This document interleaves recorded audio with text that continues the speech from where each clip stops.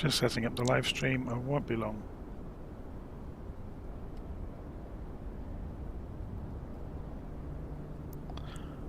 Okay, so today we are going to do a flight from Goose Bay in Canada. So I'm just going to turn the volume up. We're going to do a flight from Goose Bay in Canada down to Quebec. So we'll have a look around the airport in a moment. So this is the version of Goose Bay that's been made available by Orbx. If we zoom out, we'll see we're going to fly quite a long way actually, across Canada down towards Quebec. So we'll be landing at Montreal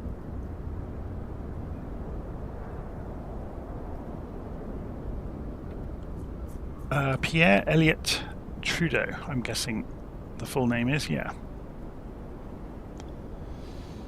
So it's going to be an interesting one. We'll see how we get on. So looking at the approach to come into here on the flight plan, I've shut the browser down, haven't I? That was remarkably clever of me. I need to go to simbrief.com to go and look at my flight plan I've just generated. So view flight plan. So we're coming in on the SimT04, and then we're doing the... That's interesting. So why is that not showing up that correctly? SimT04. Oh, we just haven't got the approach programmed in. Oh, that's the secondary. We're not going to Montreal at all. We're going to Quebec. What am I talking about? So yes, we are going to Quebec. Oh dear, that's not a good sign, is it? Anyway, so yes, that's the secondary. So if we have any problems on the route, we've got another 100 miles to go down to Montreal, but we're not going to go there. We're going to Quebec. So let's have a little look around. So yeah, Quebec Lesage International. So coming in runway 06 at Quebec, if the weather stays as it is. I don't think it's going to change. We've got wind of 14 knots. Although that's from where we are. Over this runway it's 8 knots gusting 16 from 320 degrees. So it's a bit of a crosswind, but at least we get ILS to play with on the way in. There's a bit of a stretch to get there. It shouldn't take too long. We've got a direct out of Goose Bay by the look of it. So no long SIDs taking us off across the countryside. It's basically an immediate left turn and then on with our route. 40,000 feet, that's a hell of a climb up to altitude, isn't it? Anyway, so we're going to use SayIntentions along the way just to give us some colour in the background. So we'll go and put this on radio check frequency just for the moment. Okay, so let's minimise all of this stuff out of the way, and we'll go and have a little look around Goose Bay first before we get started. So I'm going to go and speed the camera up. It's quite wild up here, isn't it? Look at the scenery around us. It's quite forbidding. So as you can see, it's typical of some of these airfields. I'm not sure about this white stone on the ground. That may be a feature of the real place. I have no idea, never been there.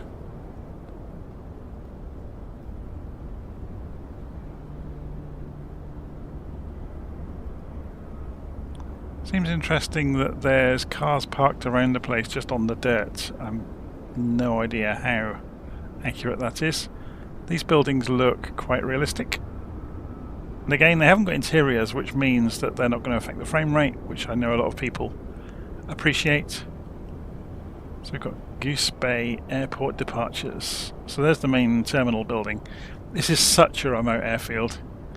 I think quite commonly you're only going to get airplanes coming in here for logistics.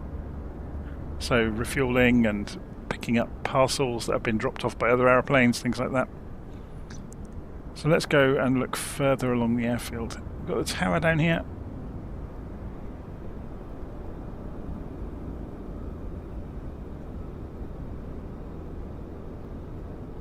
So if we go and dip inside the tower, I think we might have some chairs and nothing on the desks. Okay.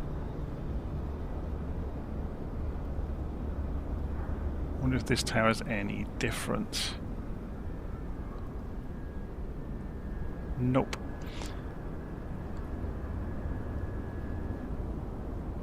Okay, so carry on down. We've got an old Second World War style hangar here.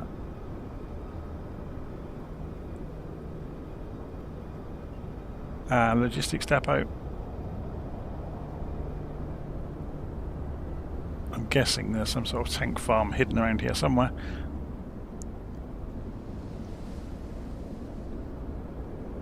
But I imagine for a greater part of the year this place is covered in snow. So yeah, I have no idea what it's going to look like in the winter.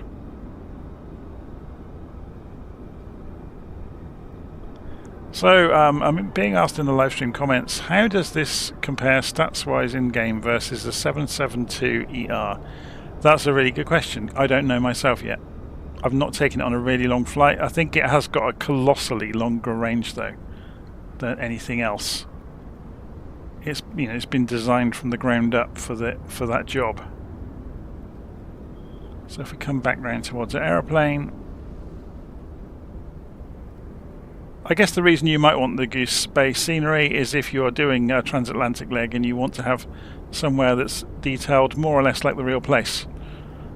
It will give you that. Okay, so let's go and jump inside the aeroplane, and we're going to work through the checklist that I have pre-prepared. So,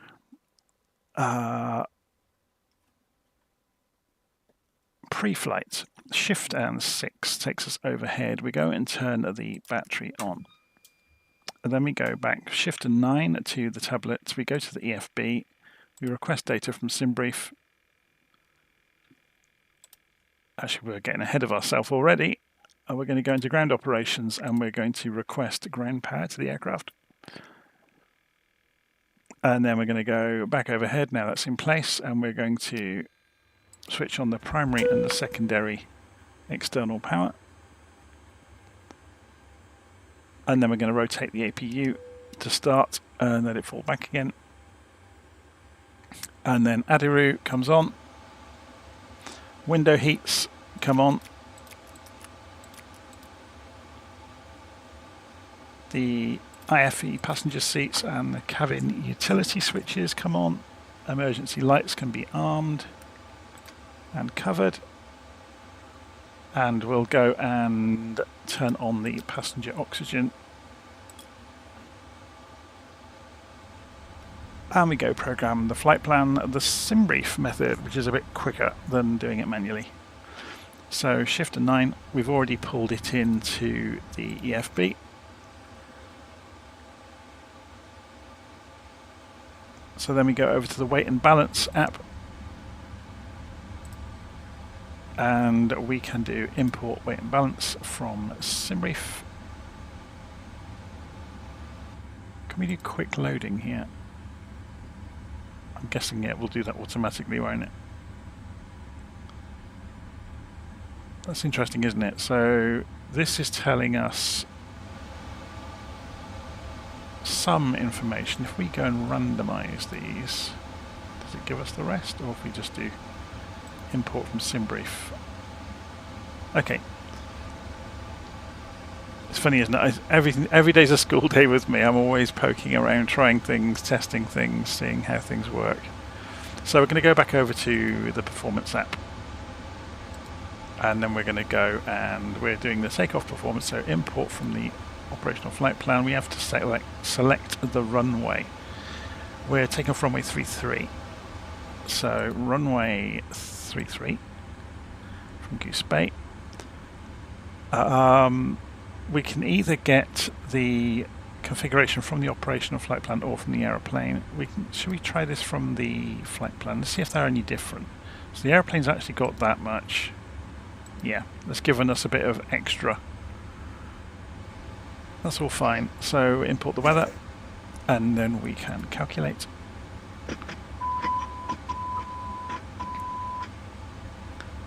You're just hearing the APU power up in the background.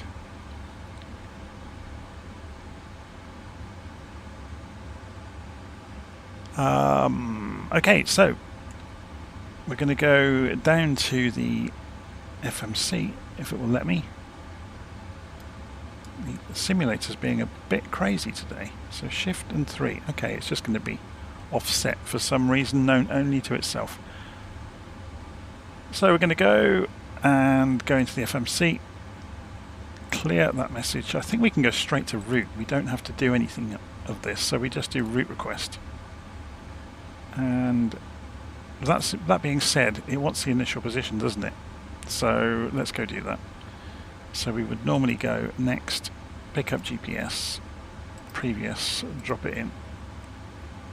Put our reference airport in. This is where we are in the world right now, which is CYYR, which is Goose Bay. CYYR.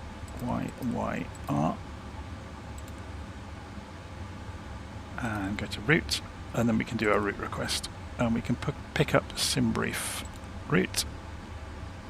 And we give it a few seconds.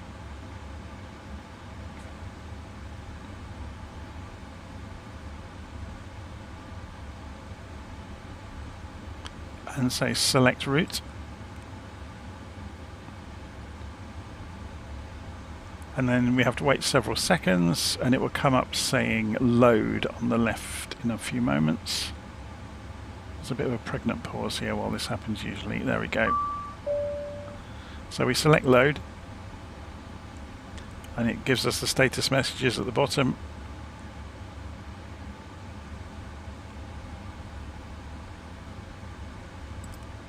Clear these messages out, and then we can say activate and execute.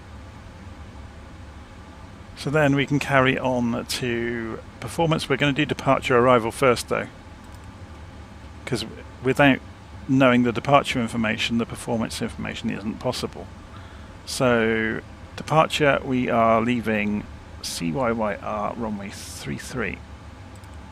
And we're going direct, we're not doing a SID. Okay, so we can execute that immediately. That will put a discontinuity in, I would imagine, so we'll have to go fix that. So if we come back and then we can go and set up the arrival as we understand it at the moment. May not be true by the time we get there. So let's go and have a look. So that was the SIMT04 into ILS for runway 06. So ILS 06, SIMT04. And I think it's the rag up transition. Yep, rag up. It doesn't say it on here, but it's the only one that makes sense when you look at it on a chart. Okay, so we'll execute that. And then if we go and look in legs now, will we... That's interesting, so it hasn't got a discontinuity. I thought it might have done. Okay. And that's all looking fine all the way through because rag up joined up properly. It's fine. So we now need to go and do the performance data. So let's go put the 0 fuel weights in, and then thrust limit, and then takeoff. And to find out the flaps, we're going to go and look back at the tablet. So flaps 5.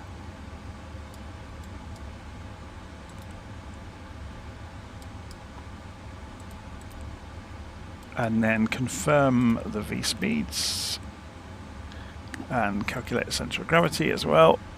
So that's taking trim 3 and performance initialization, and that's all good. We can accept the data. Okay, so having done that, we've already checked the legs, so we can go over to the MCP. So we're going to need to put an initial climb altitude in. Before we do that, should we go and get clearance? I'll just put the flight directors on while we're here. And we'll nip over to SayIntentions, go to clearance, and have a talk to them. So today, I might need to go and reset this actually. Identity, we've got the wrong identity. I haven't programmed this yet. So we are B77L, isn't it? Oh my word, what have I done? B77L is the 200 long range, I think. And this will be Boeing. Oh no, it's the call sign, sorry. Virtual and we're just going to be 001. The reason I always choose virtual, by the way, is I started a virtual airline on the internet a couple of years ago called Virtual Flight Online, and their call sign whenever we're doing events is virtual. Is it buffering again? Oh my word. This happened the other day, didn't it? Clearance delivery, Meridian 24 Juliet. We're ready to copy our IFR clearance to Gander. Let me have a look at OBS. Give me just a minute. So if we go into settings in OBS. Meridian 24 Juliet with information Romeo, we are cleared to Gander. After departure, fly radar vectors TTAS, then as filed. Departure runway 33, initial climb 4,000, departure on 119.5 and squawking 4254. Very strange. There's obviously something going on with YouTube. Contact ground on 121.9er.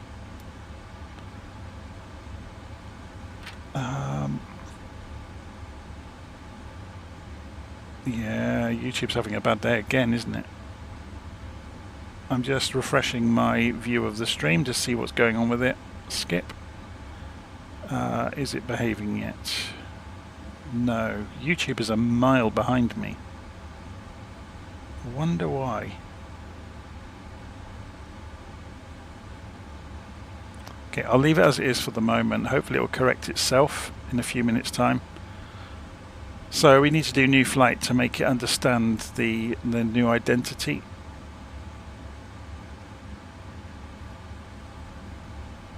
Goose Bay, clearance, good day. TBM Papa Hotel Tango India Mike on the southwest ramp with information Romeo. Request IFR to Bravo Golf Bravo Whiskey. Clearance on request, stand by. Clearance, scan force 245, request IFR clearance, ready to copy. Give me 1 second for that clearance. So this is not the default scenery for Goose Bay. I said at the start this is the Orbx version of Goose Bay, or the version that Orbx is selling. Okay, we're going to go and call clearance then. So we're going to be asking for well, actually we need to get ATIS first, don't we? NG is requested. Read back all runway and hold short instructions. Oh, sorry, that's the initial contact time. you have. I did this the other day, didn't I? Information is whiskey. Goose Bay Airport. Information whiskey. Okay, so we're going to go over to clearance. Wind so information is whiskey. That's our important thing we need to know. Goose Bay clearance, virtual 001, requesting clearance to Quebec with information whiskey.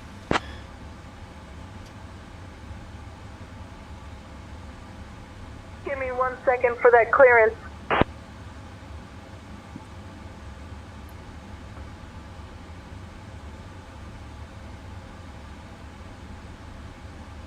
So we're just waiting for our clearance, and then we can get the rest of the airplane configured up. Virtual 001, information whiskey is correct. Cleared to Quebec. After departure, fly radar vectors Alcob, then as filed.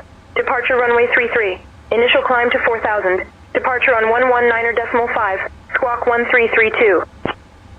Cleared to Quebec. After departure, fly radar vectors Alcob, then as filed. Departure runway 33, initial climb 4,000 feet. Departure on 119.5, squawk 1332, virtual 001. So, initial climb 4,000, that's what we were really here for. Virtual 001, read back correct. Ground is on 121.9, safe flight, sir.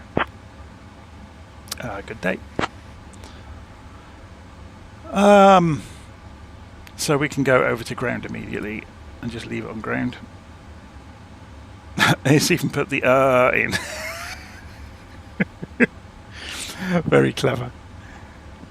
So, departure, runway 33, initial climb 4,000. Skyhawk 7 Romeo Charlie contacting ground with information Tango, requesting IFR clearance to Bangor as filed. Skyhawk 7 Romeo Charlie.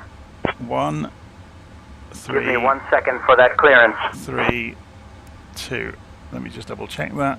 Roger. 1, 3, 3, information Tango's current, cleared to Bangor. After departure, fly radar vectors to Tudor, then as filed. Departure runway 33.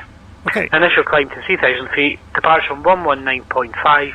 Squawk 2115. So calibrate the altimeters. Shall I go and put us... Skyhawk 7 Romeo Charlie, read back, correct? I'm going to put us on radio check until we're ready to go, and then we can talk to ground. So, set the heading to the initial direction, so runway 33 is 333 degrees.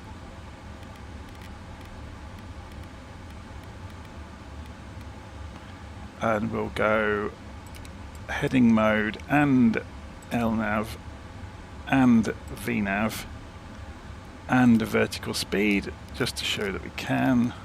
I know you don't have to, but I think it's good to have the backups in place, so you're going for selected, and then when it picks up LNAV and VNAV it will drop them. Okay, so indicated airspeed 250 is fine because we're doing a direct out, we don't have any constraints.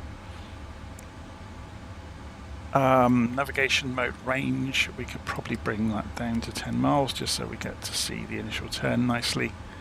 We can put any data on there, other, like I said, there's no constraints, and we'll turn TCAS on when we're out on the runway. Flight directors, we've done that. I'm just reading my own notes here. So while we're doing all of this, in the real world, the co-pilot would be going through the check, and then we're doing the before start checklist, so locking the doors, making sure the altitude's correct, doing the takeoff speeds, we've done that, doing the CDU pre-flight, we've done that. Trim, we calculated it, we haven't, it's automatic in this aircraft, isn't it? So then takeoff and briefing is completed. So then you would just be down to the before takeoff checklist, which is just putting flaps to 5, which will hopefully stop us getting a warning when we get anywhere near the runway. So we're ready to go and look at starting the aeroplane up. Before we do that, let's go and put the auto brakes on rejected takeoff. So we've already got the transponder on standby. So shift and 6, we're going to go and tell the crew to put the seatbelt signs on. Should we go and try and see if we can get the intercom working today? It was having a few problems the other day. So we want the cabin crew on the intercom, and we'll put, who should we choose today to be on the cabin crew? Laura, maybe. I'm not sure where Laura's from, but good a chance as anybody to see if it works. Should we go and try and key the cabin? Ladies and gentlemen, oh, they're working. Welcome aboard this flight we are departing from Goose Bay and heading to Quebec. Please take your seats according to your boarding passes and stow your hand luggage in the overhead bins or under the seats in front of you. Okay, so we're going to go and put the beacon light on. Do not hesitate to contact the crew. I don't think we need a pushback here. No, we're clear to go. So we're just going to ask ground for engine start clearance. So let's go back over to ground. Goose Bay ground, virtual 001, requesting engine start.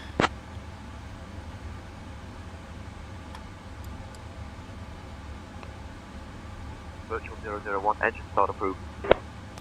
Okay, so now we've got engine start approved, we can go and turn on the fuel pumps and go and start the engines. So we need to turn the checklist off, don't we?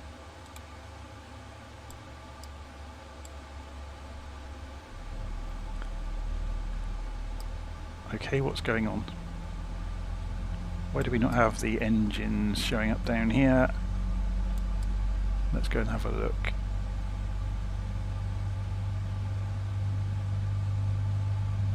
Did I hit a switch somewhere? Because it is coming up, but it's not showing. Have we hit a problem?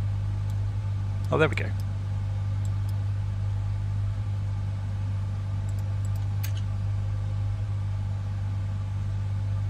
What's going wrong?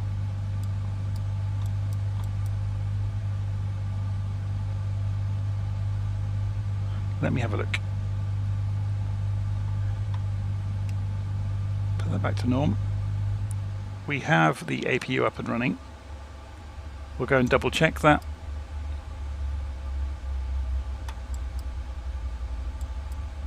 So we look at electrical systems.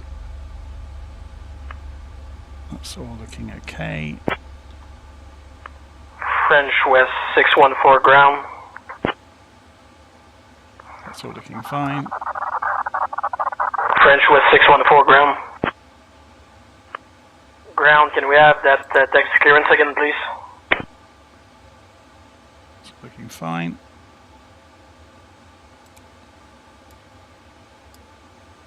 Ah, I think it was a bug in the airplane, you know.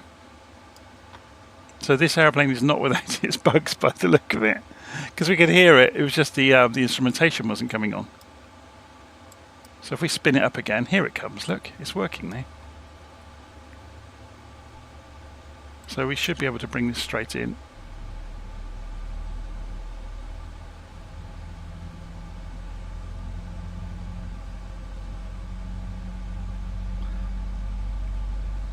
So if you hear people communicating in the background, it will either be real people or it will be artificially intelligent voices in regional accents from all over the world.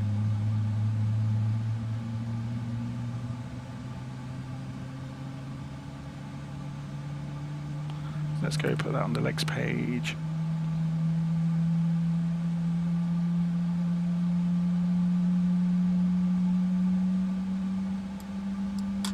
So the start switch has just gone back to norm, so we can go and start the other engine, and we can advance fuel control immediately on the 777. So there we go, N2 is coming up.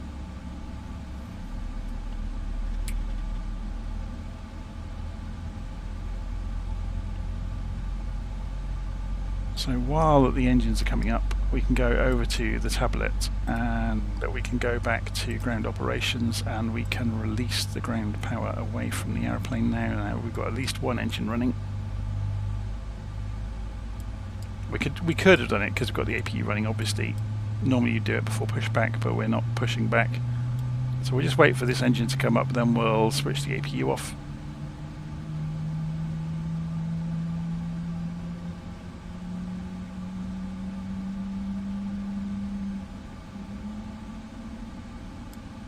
So has it switched? There we go, look, it's just swung right back round on its own. So overhead, now we've got the engines up and running, we can turn the APU off. We can also go and turn on the hydraulics.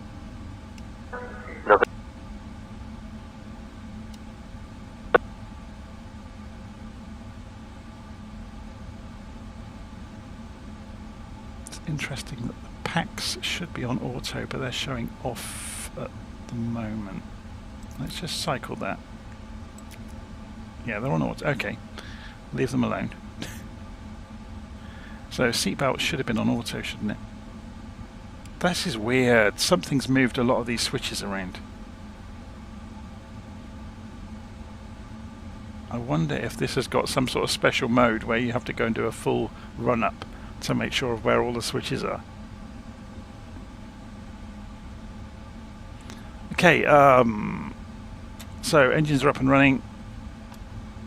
So we can go and turn the taxi light on, and we can request taxi to our runway of choice. We'll go and have a look down here. So APU is in cool down, auto brakes on, doors are manual, TCAS is off. That's what we're expecting to see. Just need to put flaps to 5 degrees. Just make sure where this is going to go. So yep, flaps are travelling to 5 degrees. You can see that happening. So we can look outside and see that as well. They don't really travel very far to get to 5, do they? Oh, there they go, look. You can see the pods falling away. It takes it a good few seconds to happen, doesn't it? There we go. So, let's go and pull up the map of the airport, and we can see where we are. So I'm guessing we're going to go to runway 33, so I imagine it's just going to be Juliet Hotel, but we'll find out. Goose Bay ground, virtual 001, requesting taxi to runway 33.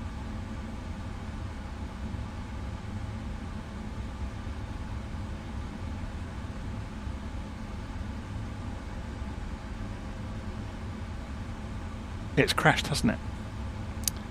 Let's go and restart SayIntentions. I thought I didn't hear the mic key sound. You know, it stuttered a few moments ago. That would have been SayIntentions crashing.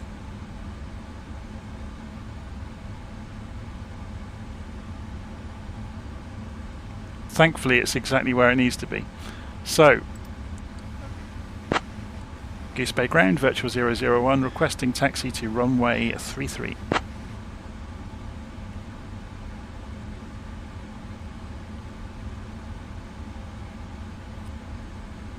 Virtual 001, taxi to runway 33 via Juliet Golf Hotel Papa Alpha.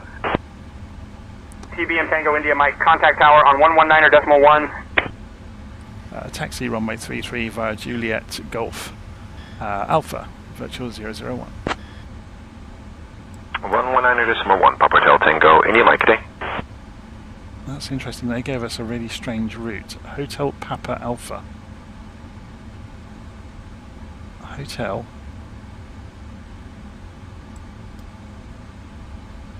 Papa's over there. And then Alpha. Maybe they mean to come here and then Papa is extending into Alpha, I don't know. But we're going to stop here and then tell them where we are. Okay. So we need to go and release the parking brake.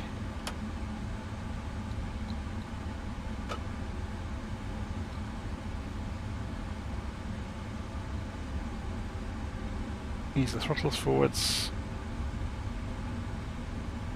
Are the throttles working? Yes, they are. Oh, we got the chocks still in place. That would help, wouldn't it? There we go.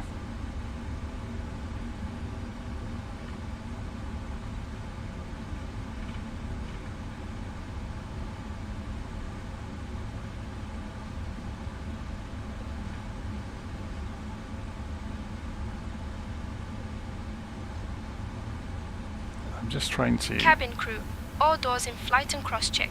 Ladies and gentlemen, welcome aboard this flight with our virtual airline. We are departing from Goose Bay and heading to Quebec. The captain for this flight is Jonathan, and the first officer is Amanda. Joining us in the cabin are my fellow crew members, Marie, Pierre, and Sophie. The expected flight time is 1 hour and 28 minutes. Now, let's go over some important safety information. To fasten your seatbelt, insert the metal fitting into the buckle until you hear a click. To release it, simply lift the buckle.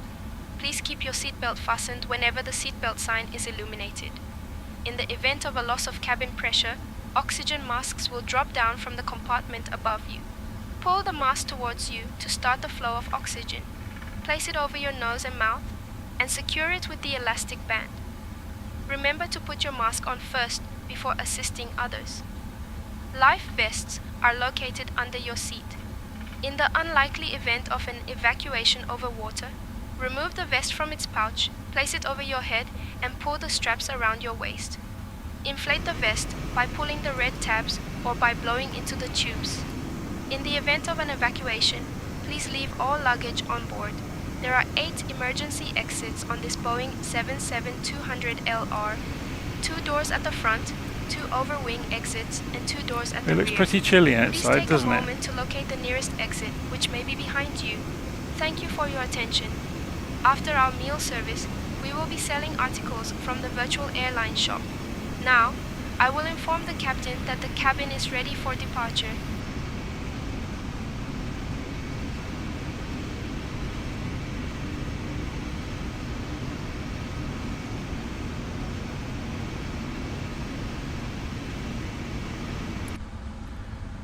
Okay. Virtual 001, contact tower on 119.1. Contacting tower 119.1, virtual 001, good day.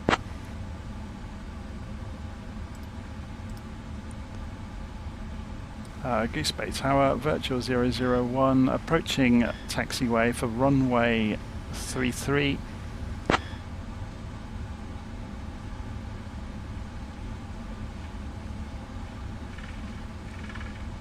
Virtual 01, Goose Bay Tower, taxi to runway 33 via the approved taxiway. Hold short of the runway and advise when ready for departure. Copy that. Virtual 001.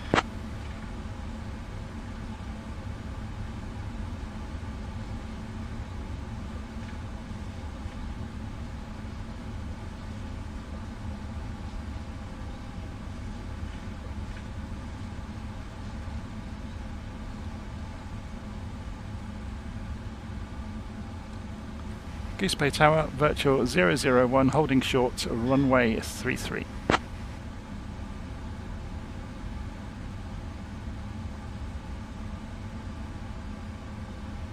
nothing else around, is there? Such a remote airfield.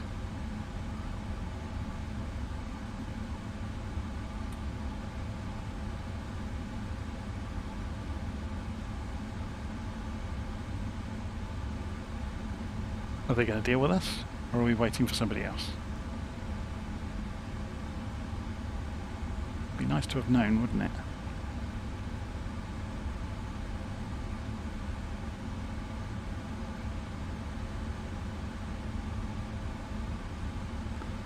Did it actually get that?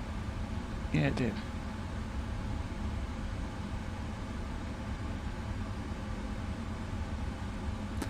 Goose Bay Tower, virtual 001, holding short, holding point Alpha, runway 33.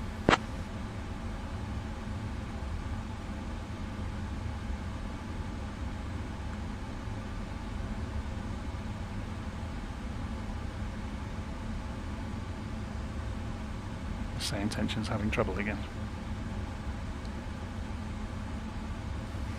Goose Bay Tower, virtual 001, radio check.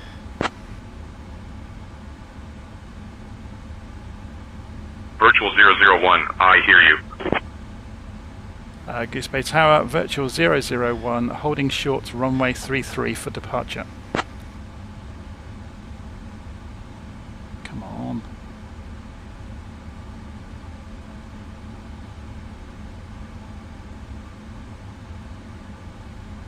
I think ATC has trouble again. We saw this the other day, didn't we? I think there's some teething troubles at SayIntentions at the moment.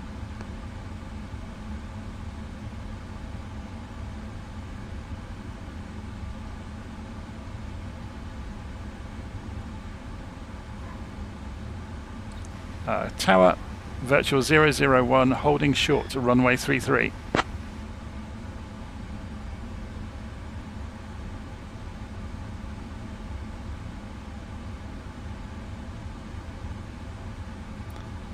Was it something I said to them? We're busy burning fuel here. I'm going to have to give up on SayIntentions in a moment, aren't I? I think they're having a bad day. Let's try once more. Tower, virtual 001, radio check. Virtual 001, I hear you. Tower, virtual 001, requesting takeoff, runway 33.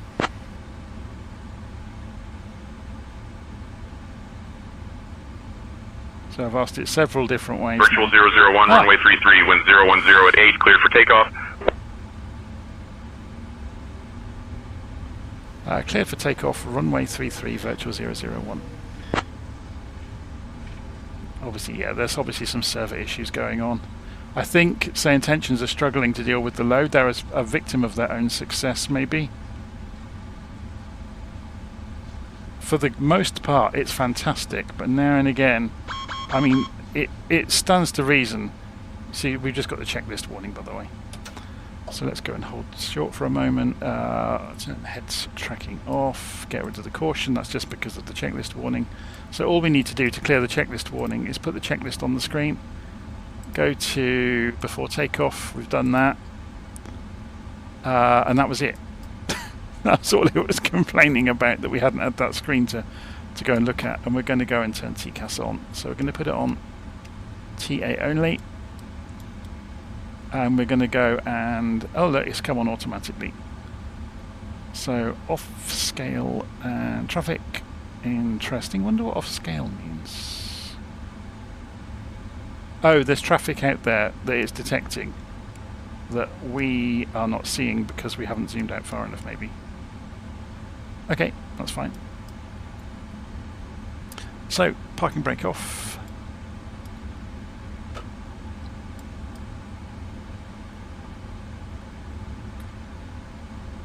And here we go.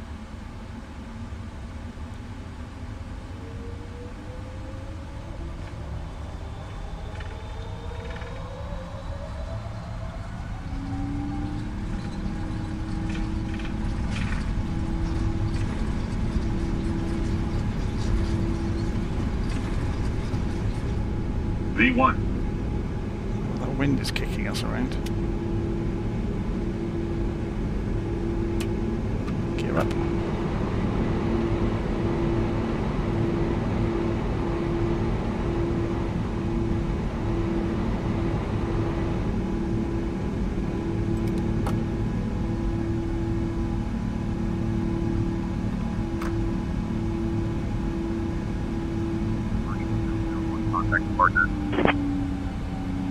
So the auto throttles have kicked in. So the speed disappears because we've got VNAV selected. So it's going for the climb profile. It's also going to backtrack slightly to get onto the departure route.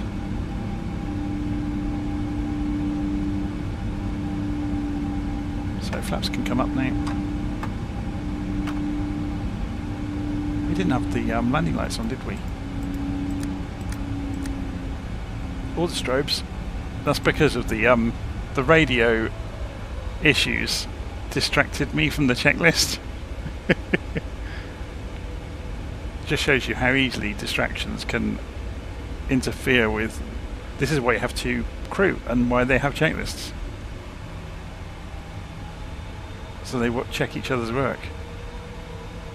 So because we have VNAV, look, it's holding short 4,000 feet until we get to Alcob, but that's miles away. Let's go and have a look.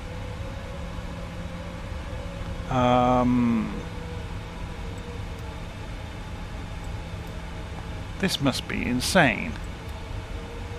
Let's request higher immediately, otherwise this is going to be a very slow flight. Why would the flight plan have 4,000? Oh no, it's going to 400, sorry. We should get clearance for higher soon then. We were given an initial clearance to 4,000, weren't we? Unless, say, intentions is broken.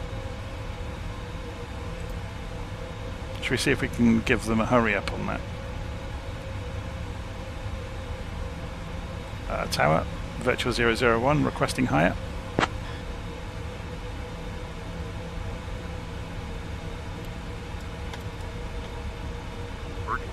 Climb flight level 400.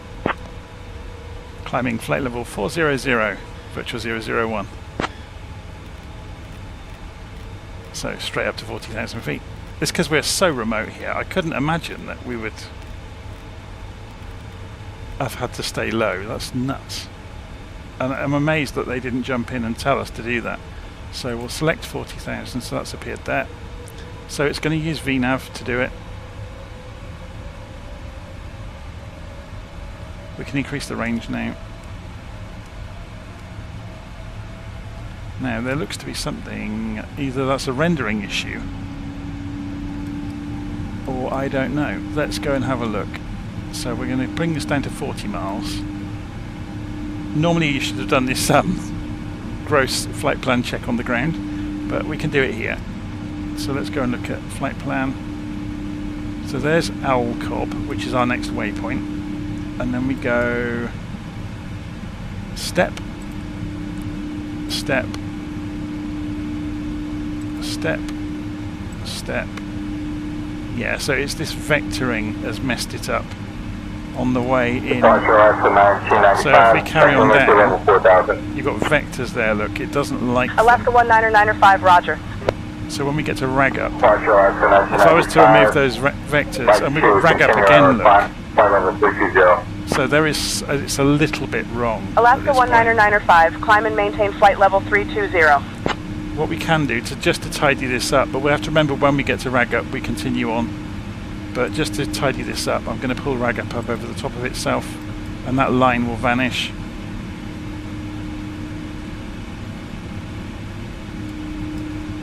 Okay. So coming up to 10,000 feet. 18,000 will also get the barometric pressure. Switch over to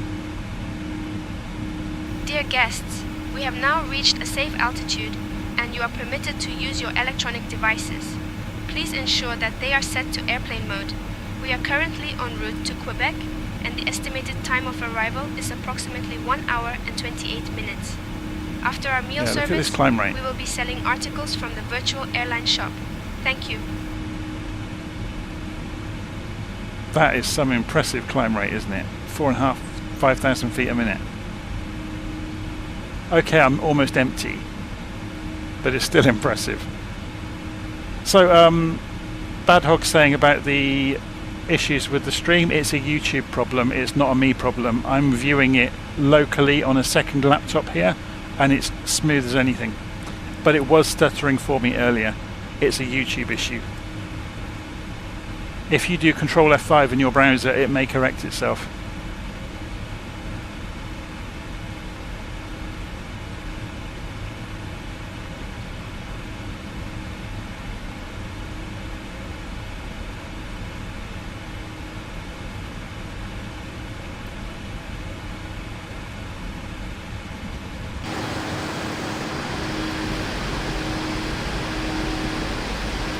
Moving around in the wind.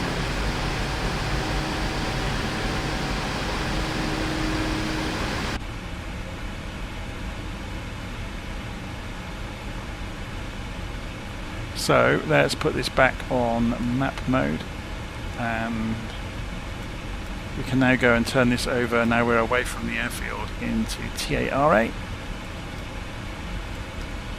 It's still drawing that line look. That's a rendering issue with the aeroplane. American 2024, negative radar contact. Contact Gander Center for flight following. Do you have the frequency for Gander Center? So the box has come up because we've come to 18,000 feet around the barometric pressure. So we'll switch to standard barometric pressure. So we agree with all of the other airplanes in the airspace. This wandering around on the nose, I wonder if it's the Xbox controller causing it. I'm going to pull the Xbox controller. I'm still not sure. I think it might have been. Nope, the nose is waggling again. Let's go and have a look at the hydraulics, see if we've got any problems going on with the aeroplane.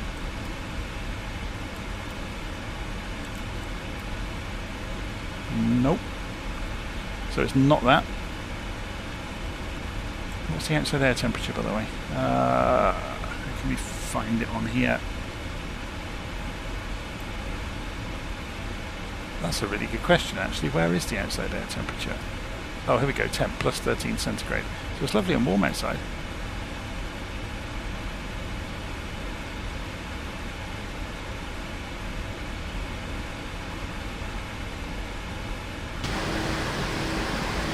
Yeah, look at the airplane moving. Now, is this an issue with the sim at the moment, or is it just the barometric, oh sorry, the meteorological conditions?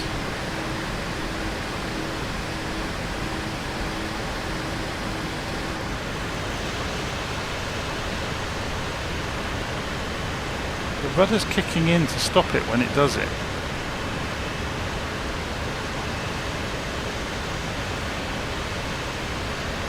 You can see it, look, you can see it putting the movements in.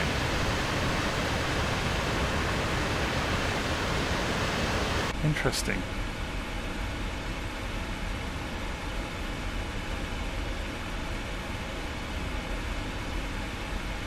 No, it's nothing to do with those magenta lines. Let's go and have a look through that just to make sure.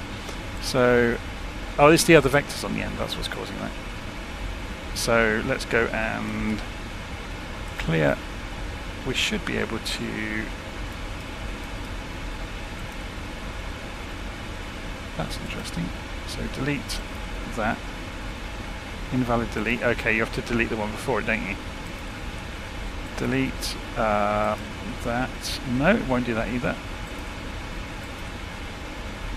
Duke Zulu Sierra flight following is on request. Squawk 6412, then ident. 6412. And ident. Duke Zulu Sierra, request 16,000. Duke Zulu Sierra unable to approve. Contact Goose Bay departure for further assistance.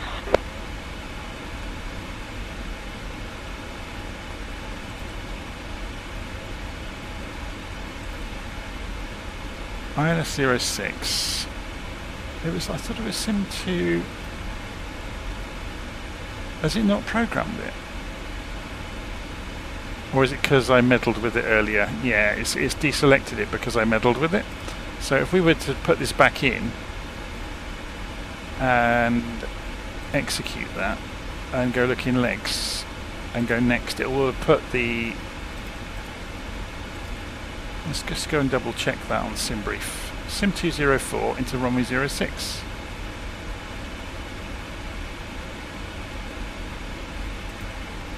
It's still got the extra line, but that's because there's rag up that we already fixed. Execute that. It's because of these vectors off the end. It's a little bit screwy, isn't it? But it'll be fine. We'll just deal with it on the route.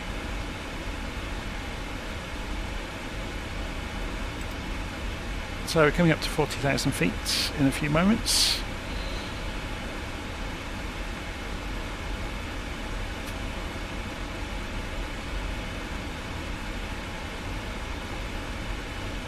Yeah, so Safajek is saying quite correctly, the reason this is here and the reason you can't get rid of it is because it's part of the star is the missed approach procedure, or the secondary, I guess. So it's saying if you miss the approach you go to 4,000 feet and then you take vectors. So if the aeroplane doesn't land, it will go and climb, basically. That's an interesting one, isn't it?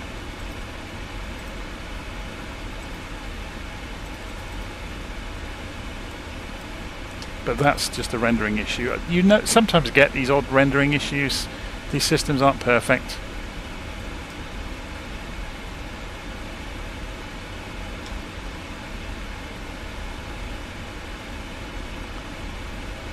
I'm amazed they work as well as they do, to be honest. Firefly 5885, contact departure.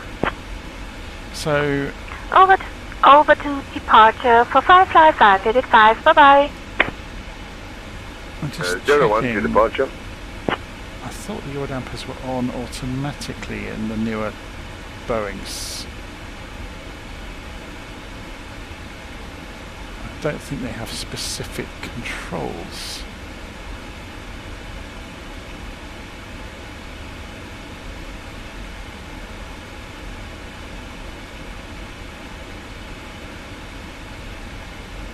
It's part of the fly-by-wire, isn't it?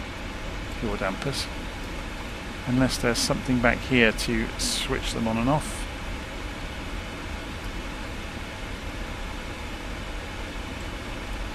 But I wouldn't have imagined they would be.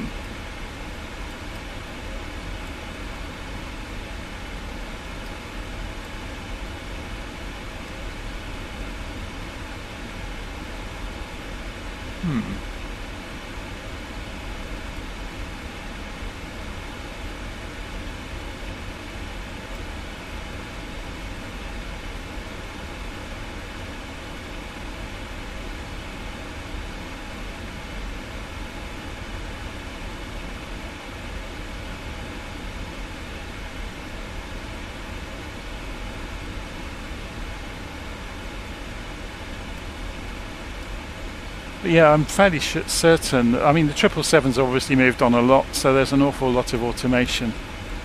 Not as many broken out systems, if that makes any sense, where you have to switch them on and off. There's a lot of it is integrated.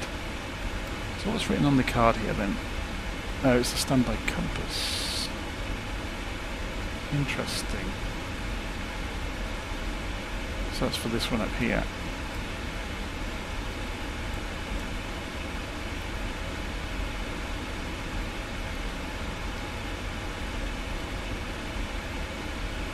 Yeah, I think it's just a bit of turbulence, that's all.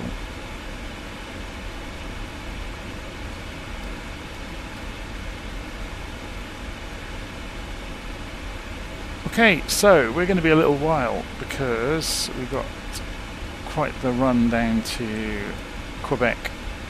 So we're going to be up here, just coming up to top of climb.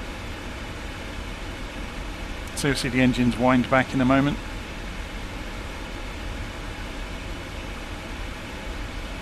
Duke Zulu Sierra, welcome to Goose Bay. Contact ground on 121.9er. You can see the top of climb just coming up on the navigation Zulu display. Sierra, clear and runway. there it is on the altitude ribbon. Duke Zulu Sierra taxi to parking via Charlie Papa Hotel Golf Juliet. Good day. And down comes the climb Duke rate. Zulu, park via Charlie Papa Hotel Golf Juliet. It's got it a little bit wrong, hasn't it? So it'll probably creep its way back up to 40,000 feet. And it's winding the throttles back now, you can see. Ladies and gentlemen, we have now reached cruising altitude. We will begin our snack and drink service shortly. I highly recommend trying our delicious cheese rolls and the refreshing sparkling water. So I'll leave After the seatbelts on auto. we will have articles from the virtual airline shop available for purchase. Thank you for your attention. So we can talk to our female pilot alongside us as well, and we can say, "Hi Amanda, can you deal with the radio communications for a while?"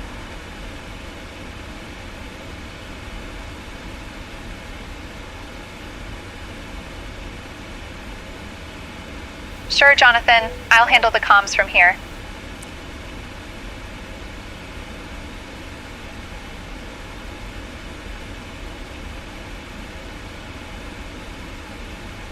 Okay. If you want to answer some of these questions, what we can do is open SayIntentions, for example, and rather than having the cabin crew, if we go to intercom, we'll switch out channel 2 for the Mentor, and if we go for Chance from Real Sim Gear and say minimize that out of the way now, close that. So we're going to go and ask Chance what whether the 777s have yaw damper switches anywhere, or manual control over the yaw dampers. Hi Chance, do the 777s have manual control over yaw dampers, or are they integrated and automatic?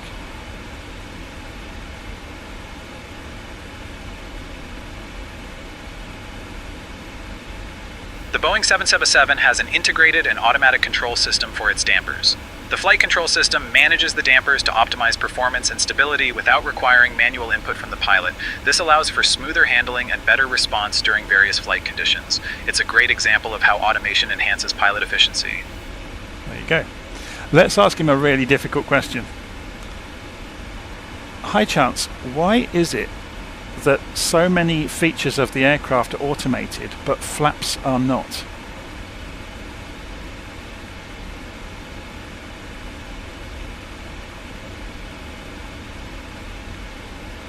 That's a great question. The automation in aircraft is designed to enhance safety and reduce pilot workload, especially during critical phases of flight. However, flap operation is often kept manual to give pilots direct control over the aircraft's lift and drag characteristics during takeoff and landing. This allows for better situational awareness and adaptability to varying conditions. For example, in a crosswind landing, a pilot might choose to adjust flap settings based on the specific circumstances, which automated systems might not account for. It's all about maintaining that essential pilot input when it matters most. Except all fighter jets, where they can deploy their own flaps. Or all the modern fighter jets anyway.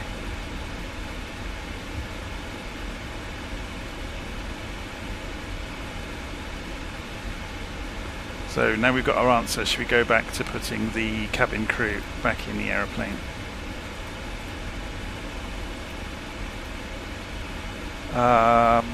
Who did we have? We had Laura, didn't we?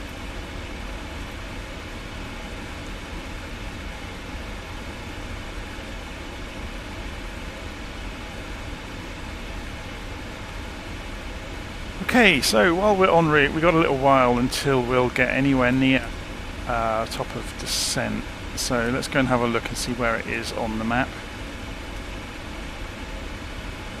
It's way out in front of us, isn't it? So that's showing 640, so 300 miles out in front of us at the moment. We can get an estimate here. If we go route data, you get the ETA further down the route. So if we increase the range on this, it doesn't work quite the same as an Airbus in that you can't really see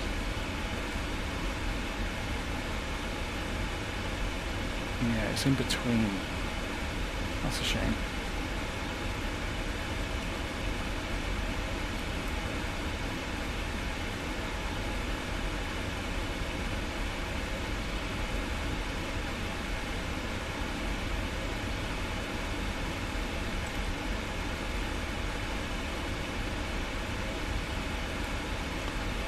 .208 Zulu time, but this is showing. It's not going to tell us what time zone this is showing, is it? Oh no, it's showing UTC, which is Zulu. Unless we have to push this to see. Goose Bay Tower, TBM 142 Charlie Papa, established on the RNAV 33 approach. TBM 2 Charlie Papa. Alright, you're cleared for That's the RNAV 33 approach. Just give us a shout when you're established on final OK. TBM 2 Charlie Papa is established 6 mile final. So about an hour. Cleared to land, runway 33, TBM 2 Charlie Papa.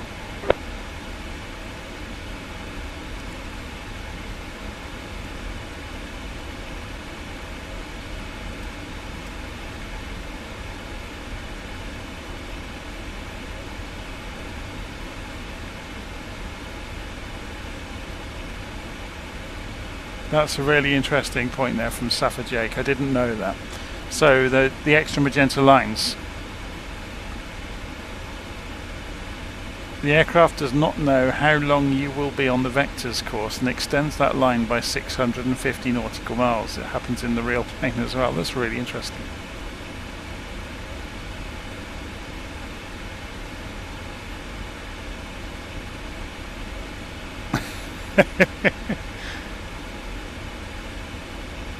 It is odd, isn't it? There's obviously something up with the meteorological data in the simulator. It shouldn't be doing this. There's nothing wrong with the aeroplane. Should we go and switch transmitter on as well, so people can find me? Oh, it's saying that I've not connected. There we go. Oh, I've got the wrong call sign there though.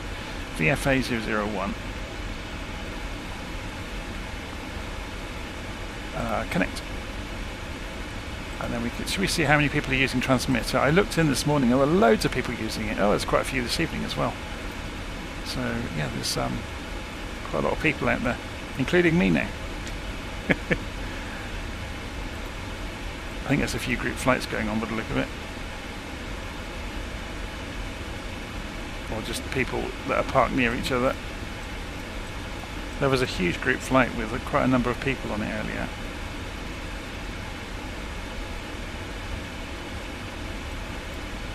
But as I said before, transmitter is now it's a lot more able to handle groups of people now. So if we go and turn the smooth movement on as well, so it interpolates, look, nice and smoothly moving them. And we can drag this around and see who these people are.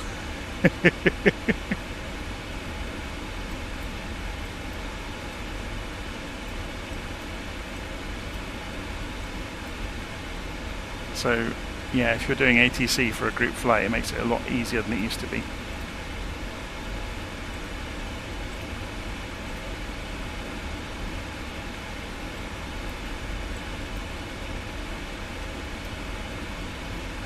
Anyway,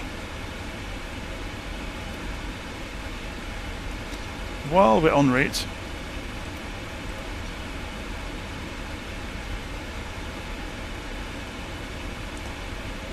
look at it swaying. That's funny.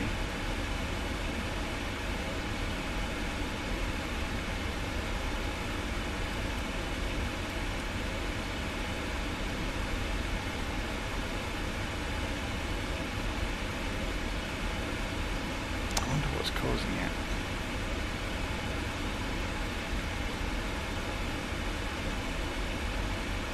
Let's go and turn this back to is it stats? I can never remember. No. turn it off. Because while you're normally in flight, the ideal is you have nothing on this display, and then if anything does come up, it's something that you need to pay attention to.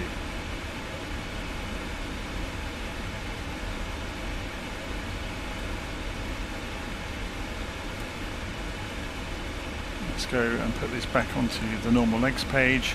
We'll put the progress page on the other side, and that will give us our ETA as well, actually. So destination 2214 Zulu.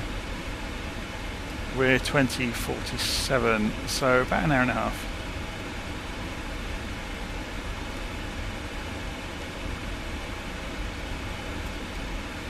So what we'll do,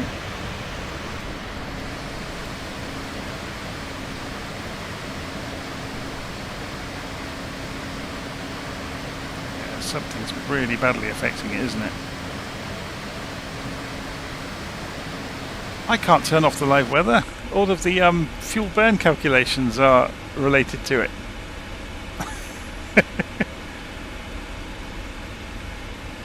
Just out of interest, how much fuel are we going to have when we land?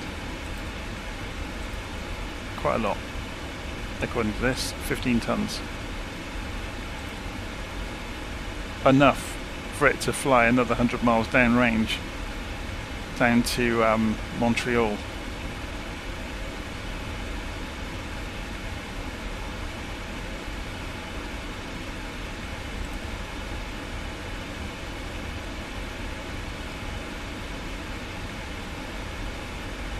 Is there any other traffic nearby? I wouldn't imagine so.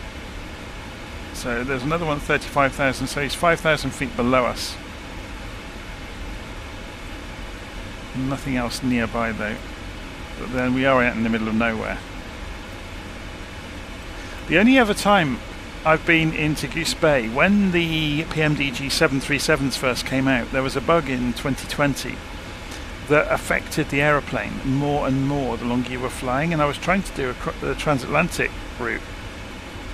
I think I was going for San Francisco, and I got over Greenland, and this bug started to affect the aeroplane, and we diverted into Goose Bay as a bit of an emergency act to try and get it in. I've got something of a checkered history with trying to do the transatlantic route from London to San Francisco. Back in the day when X-Plane 11 was the best simulator out there, I tried to do it in its 747, and somewhere over northern Canada, X-Plane started to fail. And by the time I came down over kind of Idaho on my way in towards the San Francisco Bay, I had lost all of the instruments in the cockpit because the internals of the simulator had broken, but the aeroplane was still working.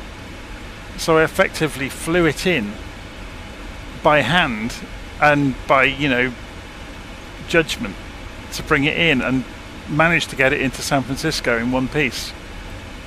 But yeah, that was a nerve-wracking one. It was a couple of hours of terror basically from coming up over the top of the US.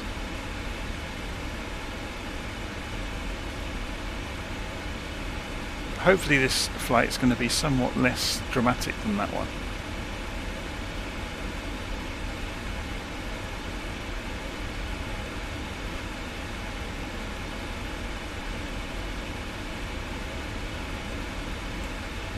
I wonder if there's any reports about this with the rudder. I'll search on a different computer. Anyway, I'm going to go make a coffee. I'll be back in a bit.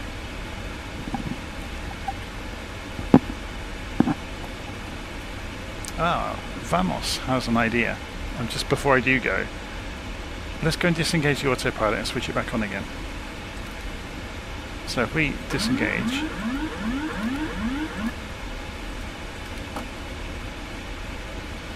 will it restart anything? I don't think it will. This is to do with meteorological conditions more than anything. We could pull up the flight control system view, couldn't we, to see what inputs are going in.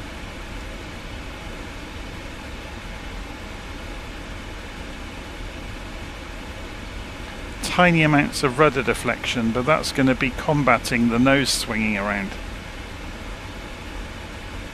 flight control mode is normal. But you can see the rudder reacting to the yaw, because that's the yaw damping happening.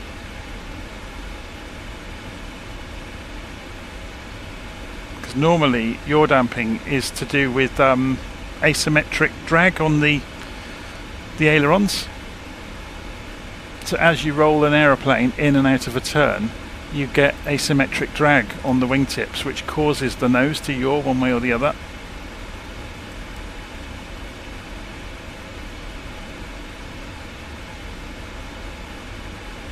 Anyway, I'm going to go make that coffee and let the aeroplane. I'll put the view down here so we can't see it as much. And we'll go and turn that back off on the flight controls, so it's not obviously not a flight control problem.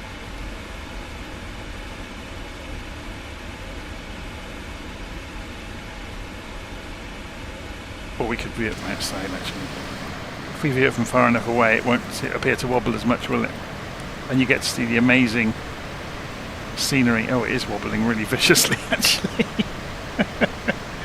I think it's a simulator issue. We're just going to make all of the passengers feel really sick. Right, coffee time.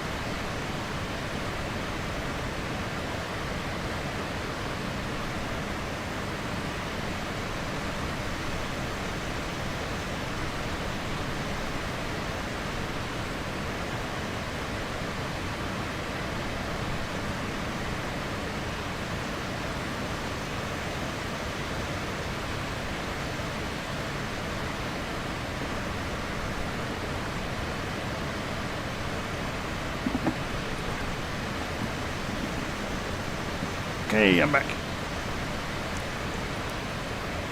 So I'm being asked, what is the difference between the 777-LR and ER? That's a good question. I'm just looking it up for you, because apparently my new name is Google.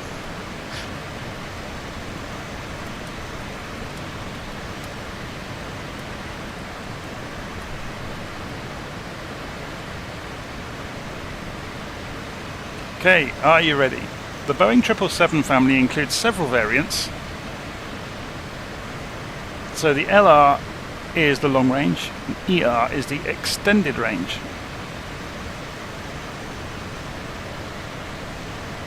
So the ER is an upgrade of the original 777-200. It has increased fuel capacity and a higher maximum takeoff weight than the standard variant. It can travel for 7,065 nautical miles. The LR, oh my word,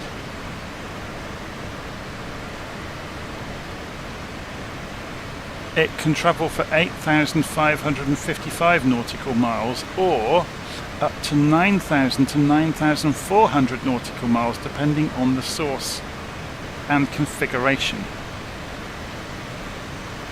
Oh my word. So it has optional extra fuel tanks in the rear cargo hold. So essentially the LR is sacrificing cargo space for extra fuel tanks, which allows it to go another couple of thousand miles beyond what the ER can do even. That's interesting.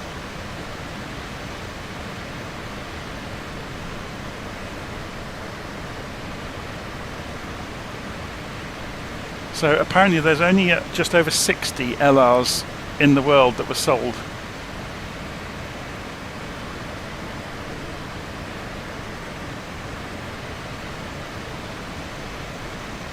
But the that increased range, being able to travel essentially 9,500 nautical miles in one go, means there are very few places that this aeroplane can't get to in one hop.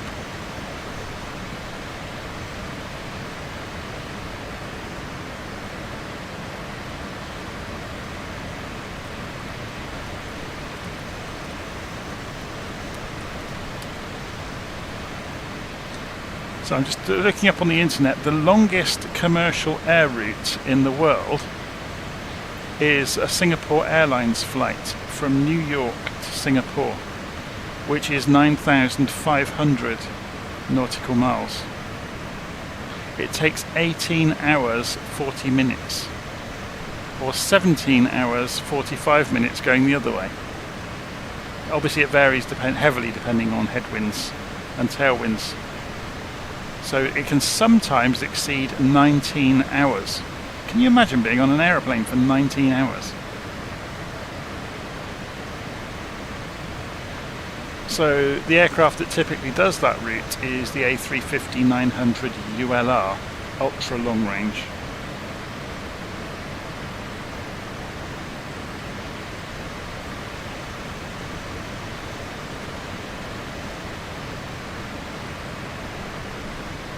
So Qantas has ambitious plans for the project name is Project Sunrise, doing non-stop flights from Sydney to London and Sydney to New York.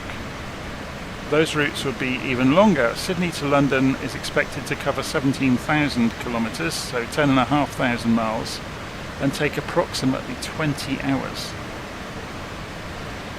They've had to order specifically designed A350-1000s for the route. And they're looking to launch that route in 2027. There we go. 20 hours in the air, oh my word. And I thought going to Tenerife was a long time. Actually, I thought San Francisco was a long time. We once went against the wind from London to San Francisco to visit family, and that took 11 hours. James is asking, do I still use 2020? Nope, I removed it the day 2024 came out. So I've been 2024 only ever since, and I don't regret it at all. It's only when I look back at people using 2020 that I realise just how much of an improvement 2024 is.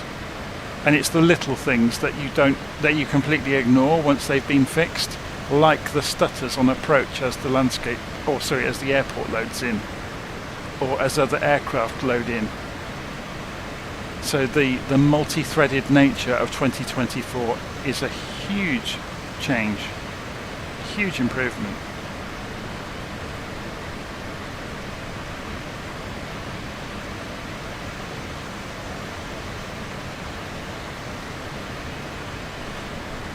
So on about aeroplanes doing a route and then going back the other way, a friend of mine told me recently, or someone they knew, I think, they did the flight, I think it was to,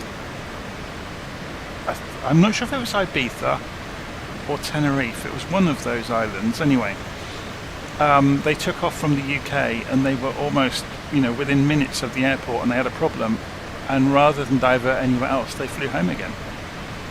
So what was a 4-hour flight turned into an 8-hour flight just to go there and come back, basically.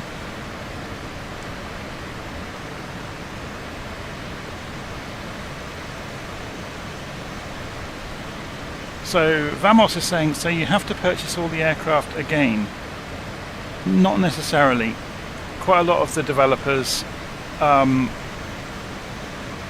giving free upgrades to the 2024 compatible aeroplanes. Some aeroplanes are out of the box compatible with 2024 because Asobo have tried to make it so that the new simulator is backwards compatible, but it's not completely backwards compatible. I think the biggest misconception, people, there's a lot of anger and a lot of spite around with people saying, oh, they should be backwards compatible, it's just a different graphics engine, blah blah blah. And they don't know, they're not developers. This is a brand new simulator. It just happens to look similar to 2020. But under the hood, it's a brand new simulator. Nearly, there's so much of this has changed in terms of the physics modelling, the graphics modelling, all sorts of things. The fact that it can kind of run the old aeroplanes still is a feat of imagination, really, because I work as a software developer. I wouldn't have wanted that job. You can tell when you see the older aeroplanes, they don't look as good. The material modelling has moved on enormously. So when you go and look at this, you'll notice that they're not as shiny. And that's one of the major things. When you load a 2020 aeroplane into 2024, you'll notice that 2020 planes are shinier. They don't quite have the visual fidelity. But you don't notice it until you've seen the 2024 planes up close.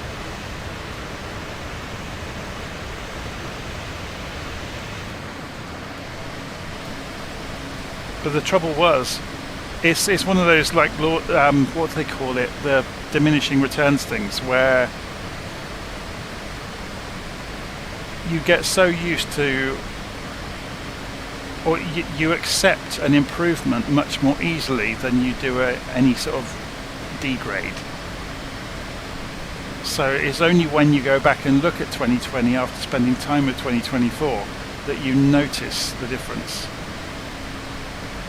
I think the wagging's gone away, hasn't it? That must have been a meteorological problem.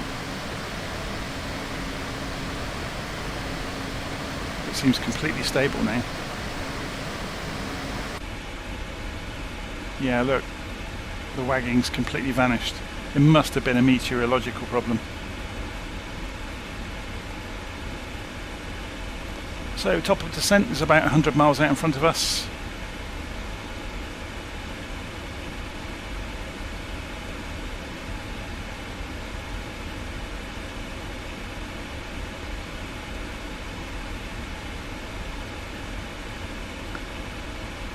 So yeah, Northwood Dave is saying, I've been very happy with 2024 after moving from FSX. That's a huge leap.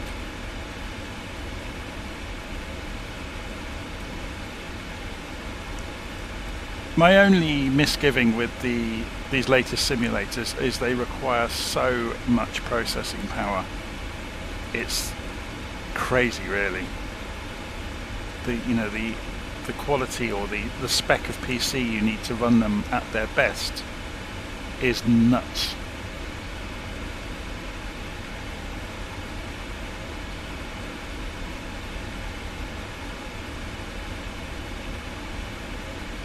I was talking to somebody at work recently, and when I told them to run this at high quality graphics and smoothly, the kind of spec you need, they just couldn't believe what I was telling them.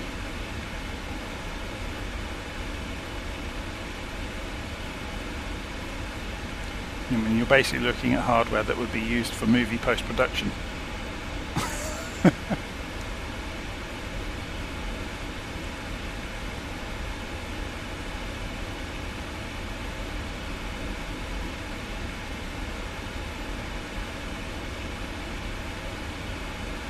Have we had any communication from ATC? No, we haven't. Should we see if the cabin crew is still responsive? Did we put it back onto cabin crew? Let's just go and double check. Yeah, we've still got the cabin crew. Hi Laura, can we have some coffee in the flight deck, please?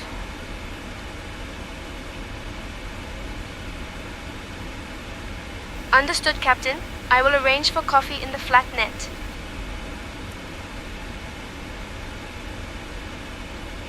I'm not quite sure what she just said, though. I don't think she quite understood my words correctly. It's probably my fault for not being very clear on the radio.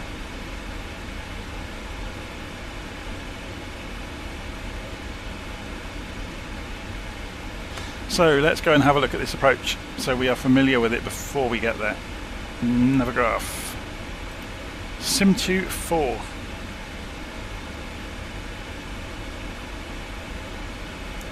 Okay, so we are just rolling in down here. These are the transatlantic tracks, by the way, if you're not aware. You've never seen them before. So if you go and have a look.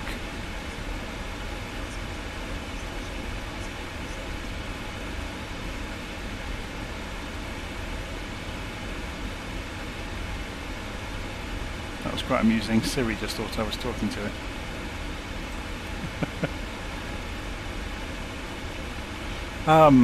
Yeah, so the transatlantic tracks, it starts to draw them in at certain zoom levels in Navigraph and makes a real mess of the display. So you've got these various waypoints that connect to the tracks. They're like big arc, great circle routes across the world, across the Atlantic.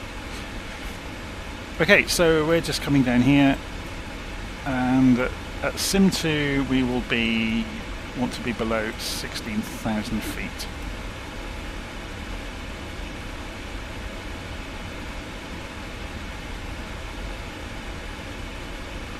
And then above 4,000, and then 5,000. And interestingly, there's not much information about this turn-in. Oh, there it is. Look, there's the reg-up transition into the approach. So I'm just looking for any constraints along the way. Doesn't look, other than the 3,000 feet, it looks like you just then capture the ILS and in you go. Which is fairly straightforward stuff. There is a radio mast here, but we'll still be at quite some altitude there, I would imagine. But then there's an elevation here, look. Interesting.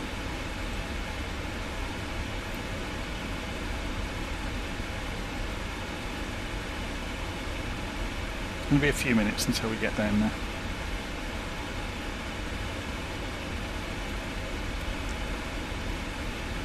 So if we put data on, is it going to show it? Yeah, there we go. And if we look down here, we can see those below 16,000, 5,000 feet for Axonu, Mivax. So we're going to travel along here.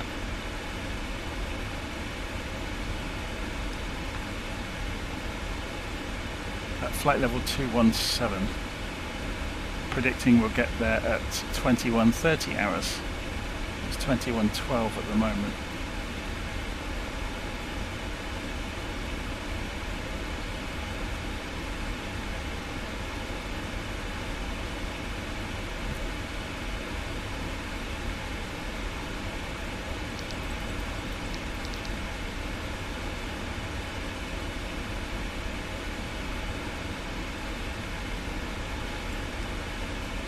Let's go and check the ILS data. Well, we've got a few minutes to spend doing it. So 109.5, 61 degrees. 109.5, 61 degrees. That's looking good.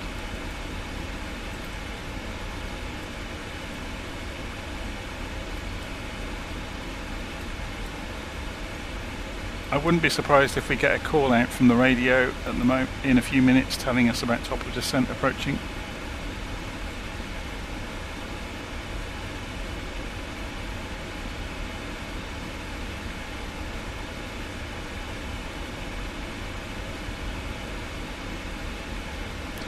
We got the famous insufficient fuel warning because I forgot to go and set the numbers at the start.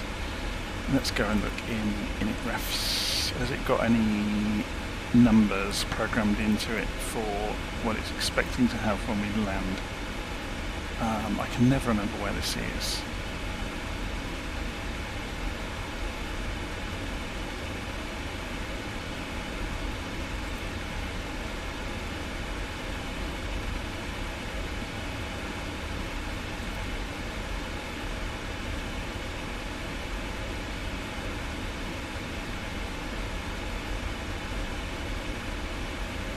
I mean, it's mad that it's saying insufficient fuel because look, the it's because I missed a step out early on in the data.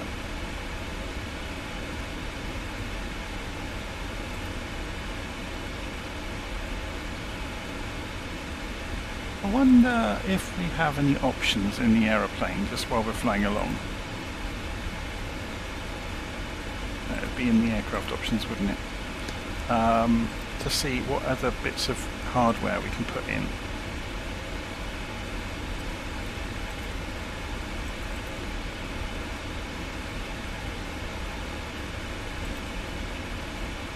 This is interesting, so it's remembered that I set that the other day, look, to put the terrain data in. So if we go and put terrain mode on, you'll see it rendering waterways.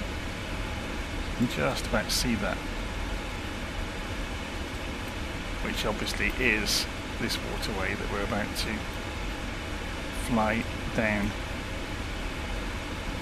So you can see that shaded in and some of the hills.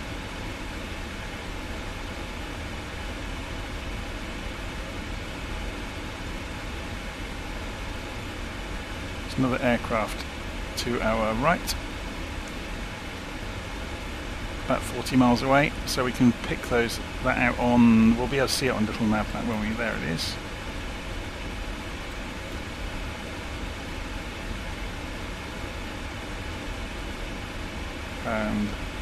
And there it is on the radar.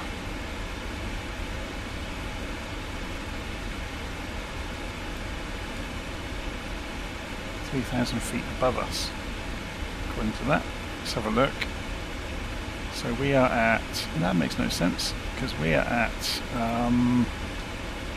what altitude are we at? I thought we were at 40,000. Yeah, we are.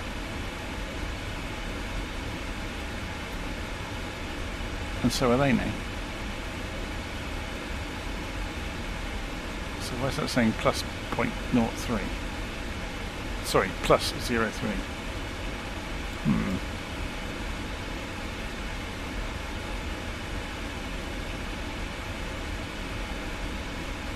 Or is it the progress page that has to burn down? I can never remember this stuff.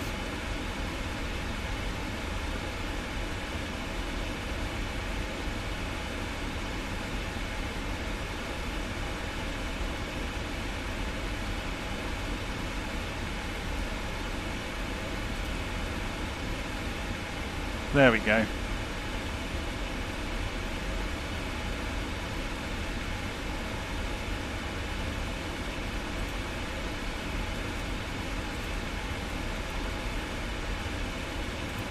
I've never really delved around this too much.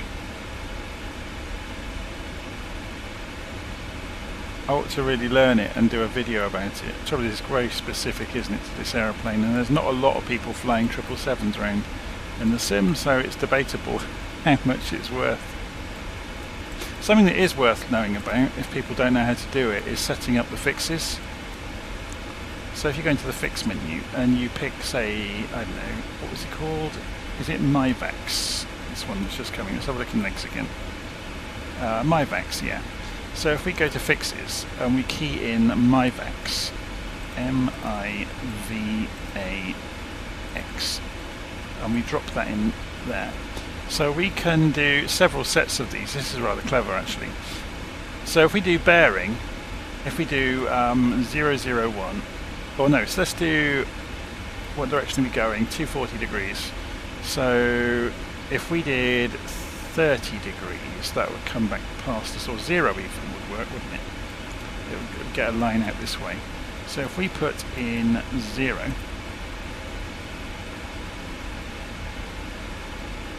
and then press that. Oh, it wants both numbers, okay. 0, can we just do 0/? Will it let us? No.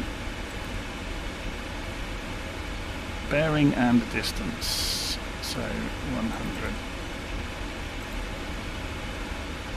Oh my word.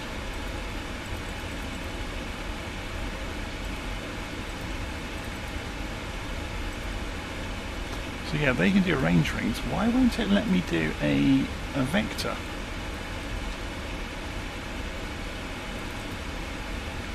Oh, I wonder if it wants 3 digits. Yeah, that was the problem. You have to put 3 digits. It knows if you put 3 digits that you mean a compass direction. So you can draw lines and circles on the map.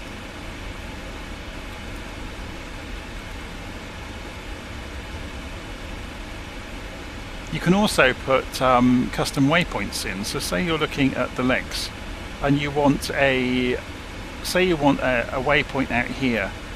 So we could put in MyVax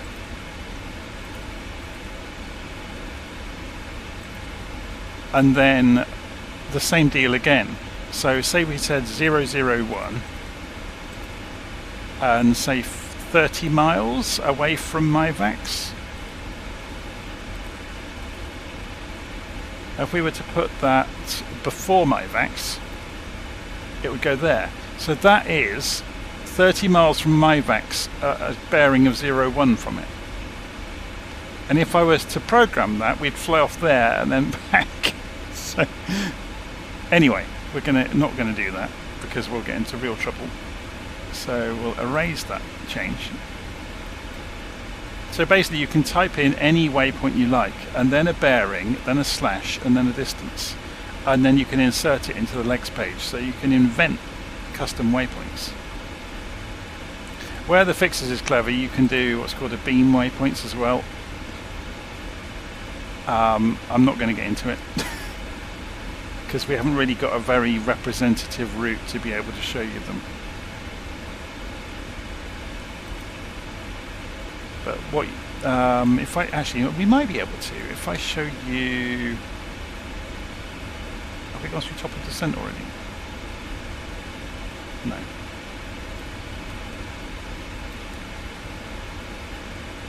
But I'm going to begin descent.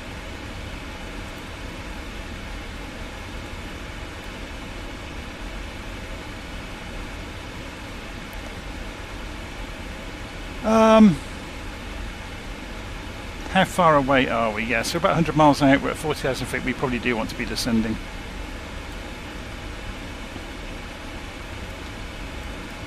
So who are we talking to on the radio? We're still talking to Goose Bay Tower. Why are we not talking to centre? Something's gone wrong here.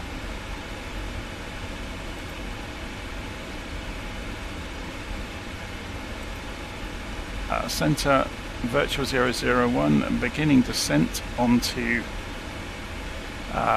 the Sim24 star into Quebec.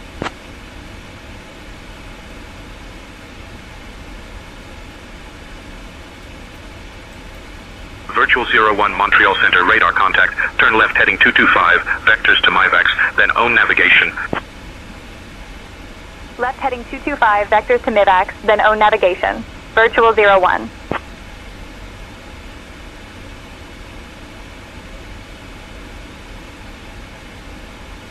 That makes no sense, because we're already going straight to MIVAX. Why would they want us to go 225 degrees, which is not the direction to go to MIVAX?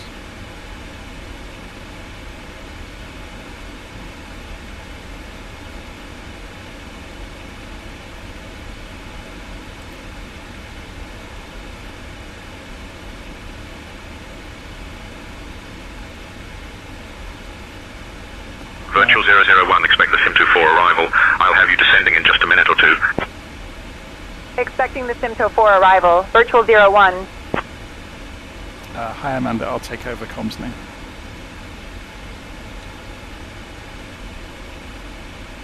Alright Jonathan, you're in charge of the comms now.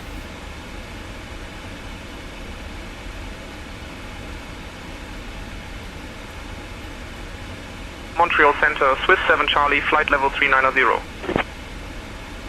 Swiss 7 Charlie, radar contact. Yeah, we should be descending already. We're already 9,000 feet behind schedule. Virtual 001, descend via SIMTO 4 into Quebec.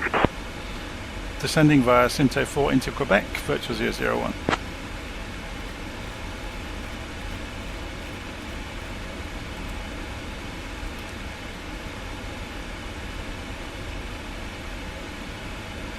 Where's the chart? I need to go and double check again what hour first. So 16,000 feet for SIMTO.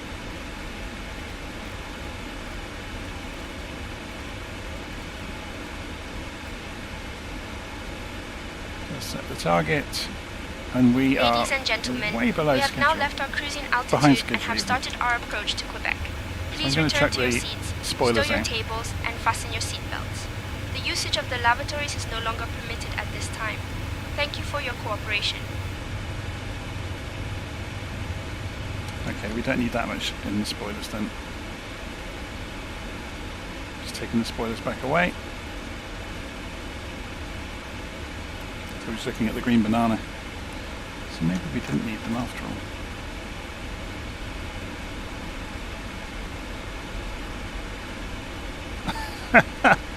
Look at that, that's funny. So the airplane just really doesn't want to descend.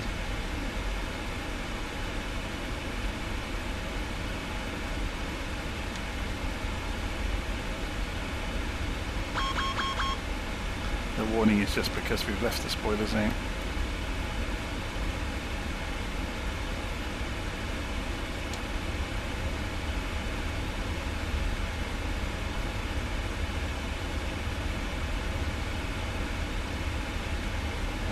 That no longer descending. It's doing flight level change to 16,000 feet, and it has stopped descending. Oh, it's because of the airspeed. It wants to get to 250 knots for whatever reason. It's because we've gone flight level change, isn't it? If we did this, it would help it.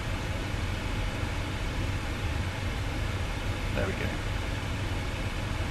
When we went to flight level change, it instituted indicated airspeed mode on the auto throttle rather than VNAV. So when it switched back, it was on its previous setting, which was 250 knots. That's what caused it. To be honest, at this altitude, above 25,000 feet, it should be in Mach number mode. I'm surprised it didn't switch automatically.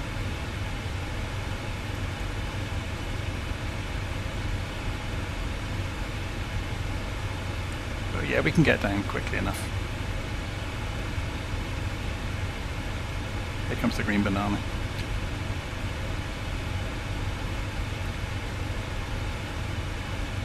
And then remember, above 10,000 feet we can go a lot faster, so we could increase this speed enormously and come down easily. So 0.83 will be fine.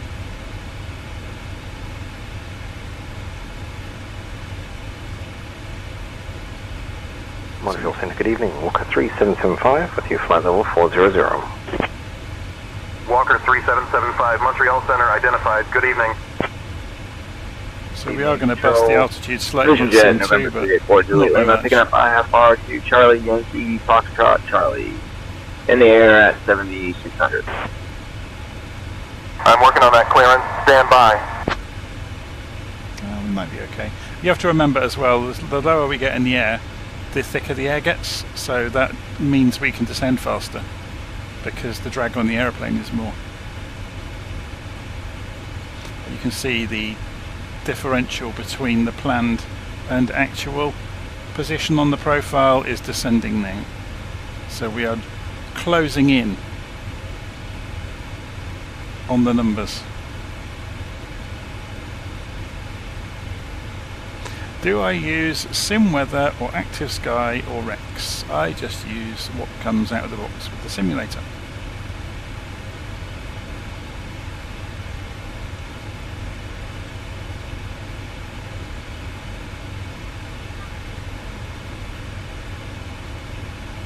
Should look outside. Spoilers are open. And it's flapping its wings.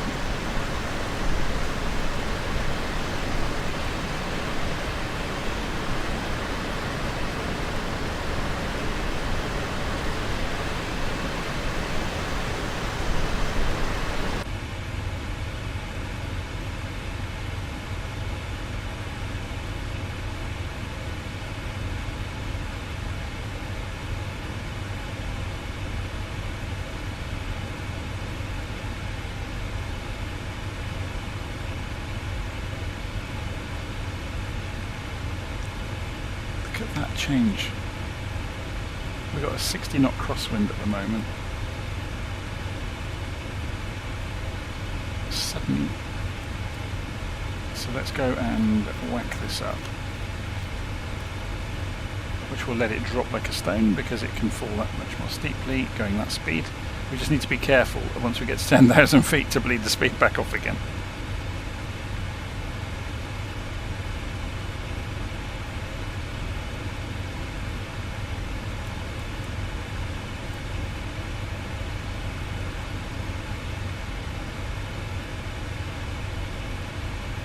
Montreal Center, Scandinavian 925, heavy with you, plane on 400.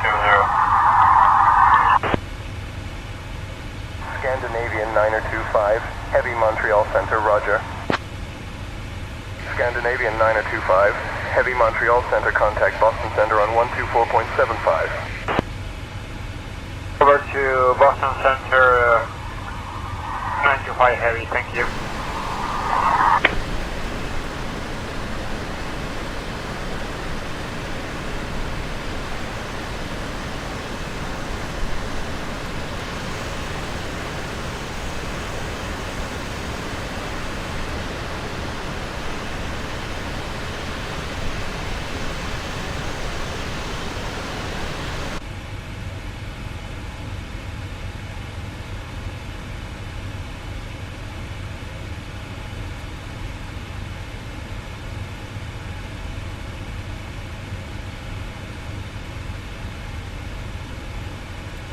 Reduce the range on the navigation display.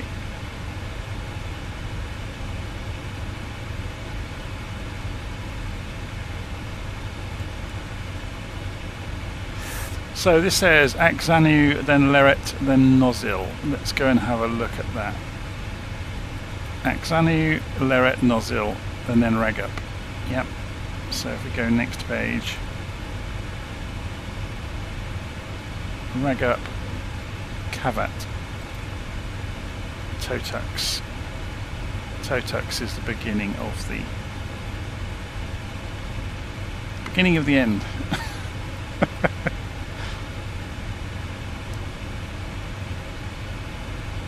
We are no way going to make 16,000 feet, but luckily we have lots of time to descend further. So we're going to bust the plan, unfortunately. This is going to be a bit hairy getting down and losing the speed in time.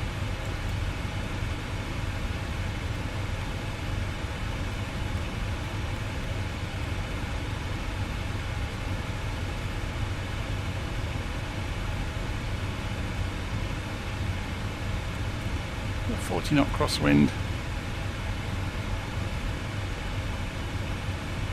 No, I think we'll be fine.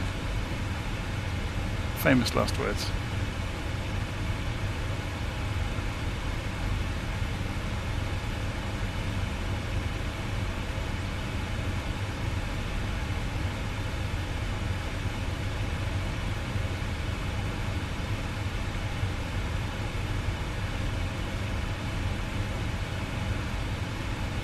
So we need 5,000 feet at Axanu.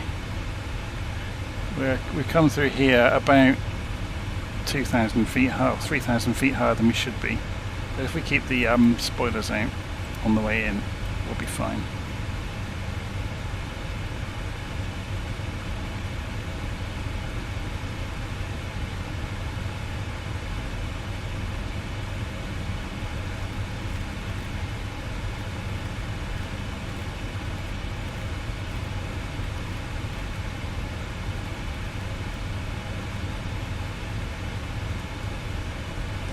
What we could do, if we think we're not going to make it in time, is put ourselves a hold in place. So at the moment we're flying along here. Let's put a hold in place at Axanu. There's no way we're going to slow down and get to 5,000 feet.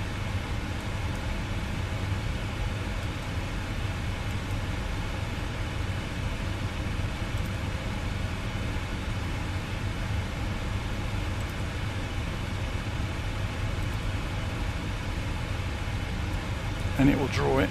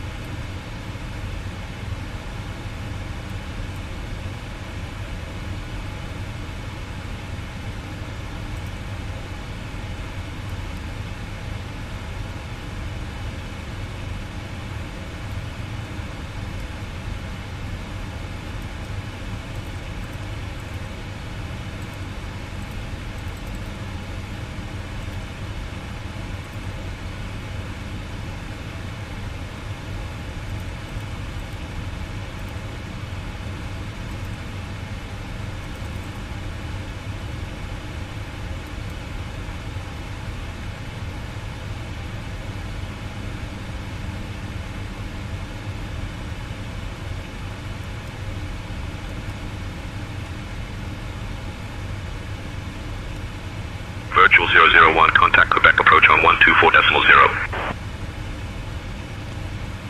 Contacting Quebec approach 124.0, virtual 001. Quebec approach, virtual 001, with you descending on the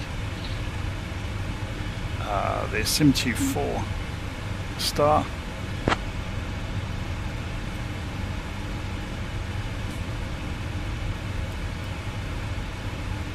Virtual 01, Quebec approach identified. Good evening, Quebec altimeter 29.901. Expect the RNAV Yankee runway 24 approach into Quebec via AKDEB.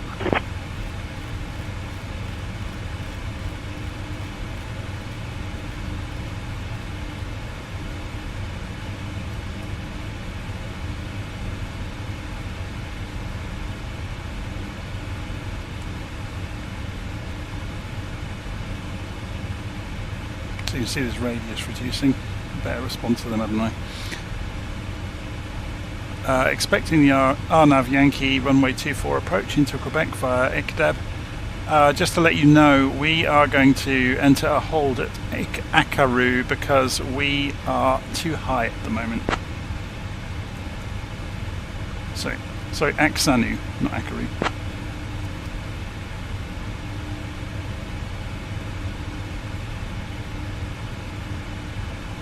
Virtual 001, Quebec approach identified. Good evening, Quebec altimeter 29.901. Expect the RNAV Yankee runway 24 approach into Quebec via IKDEB. Yeah, so they're not quite clever enough to understand what we've just told them, are they? Expecting the RNAV Yankee runway 24 approach into Quebec via IKDEB, virtual 001. So let's see if they respond to us going into the hold here. So we'll say to start. That's interesting actually, look. The airplane's not slowing down. We've told it to get to 250 knots and it's not trying to do it.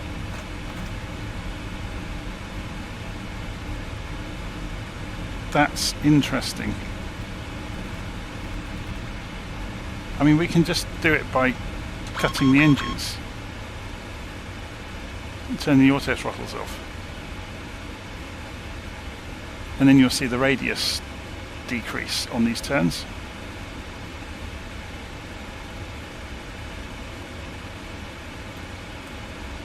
That's interesting. That's a bug in this aeroplane.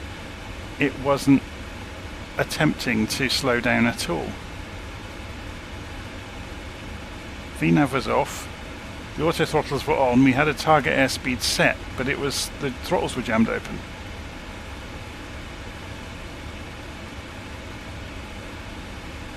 Interesting.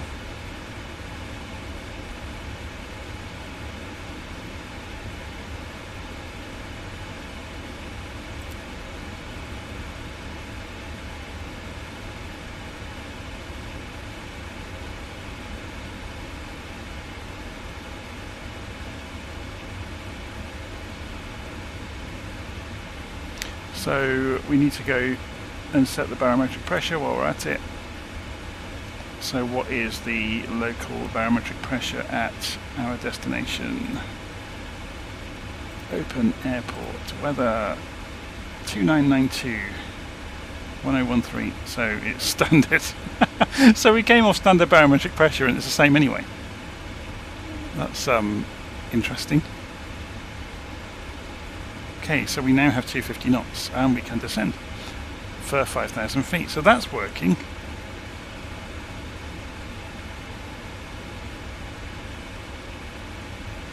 So let's go and throw the spoilers out, which will allow it to... That's really funky actually. So flight level change is still working. And with no engines on, it's behaving. You don't need to come down quite that steeply though.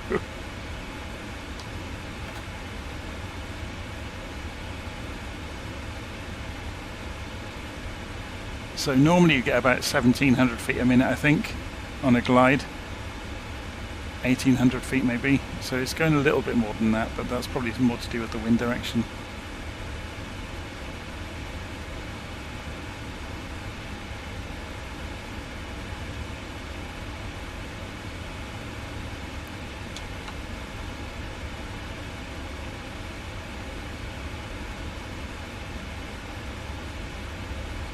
Let's put the spoilers out and make sure that we do it in a timely manner after the hold. Braniff 1990, contact Quebec Tower on 118.65. Quebec Tower 118.65, Braniff 1990.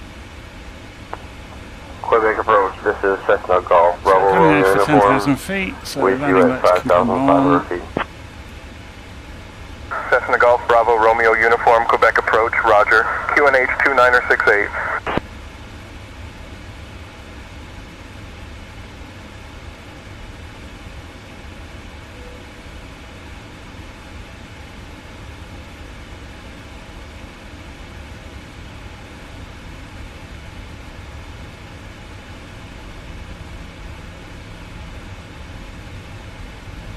Ladies and gentlemen, we are now on our final approach into Quebec.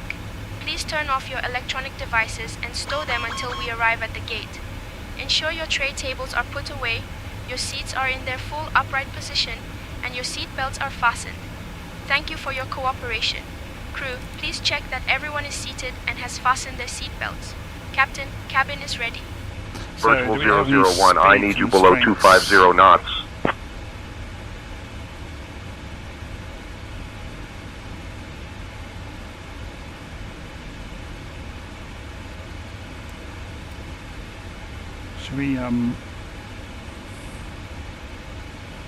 This weather's not very friendly, is it? Thankfully we have all these instruments to tell us where we're going.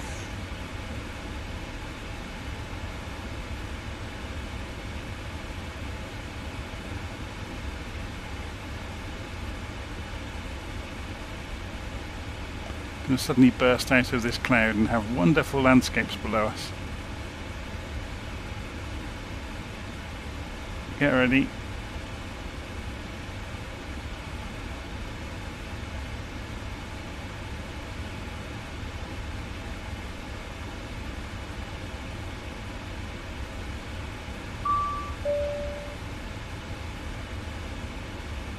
Hooray! Okay, so we're down to 6,200 feet. I'm going to get rid of the spoilers completely now.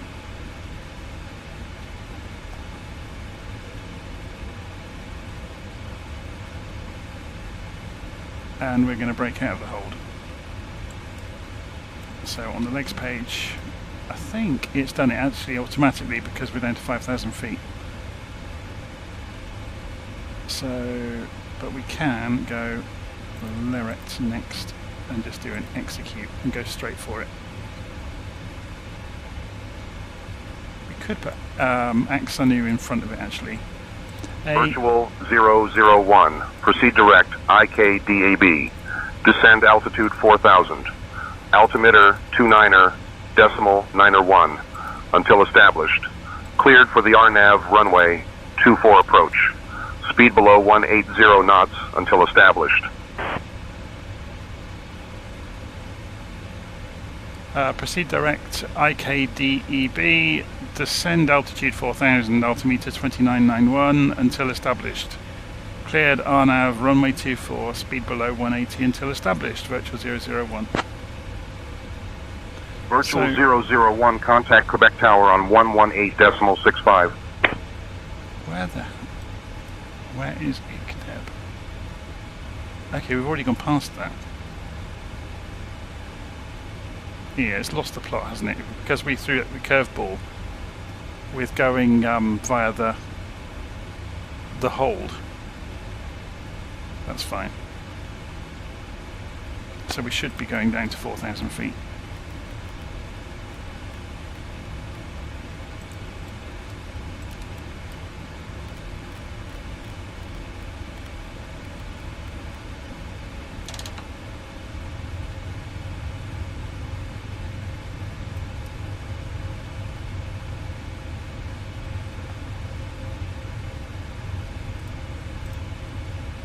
Quebec Tower, virtual 001 with you on the approach for runway 06.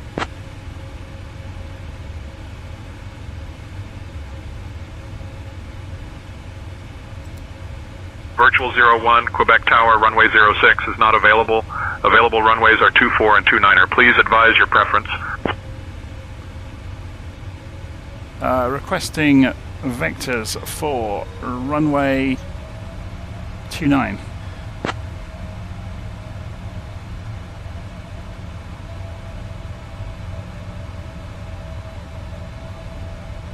Virtual 001, something went wrong on this end and I wasn't able to do the math on the vectoring approach. This has been reported as bug, but you'll need to get yourself to the approach fix. That's a good one. 401, welcome to Quebec. Contact ground on 121.9er. So, I'm guessing it's because of the crosswind speed and the direction of the wind has moved around, so we're on runway 29 anyway. Contact ground on 121.9er. Contact ground on 121.9er. Good day. So what we'll do, if we head for a rider to begin with, we're going to throw all this away then.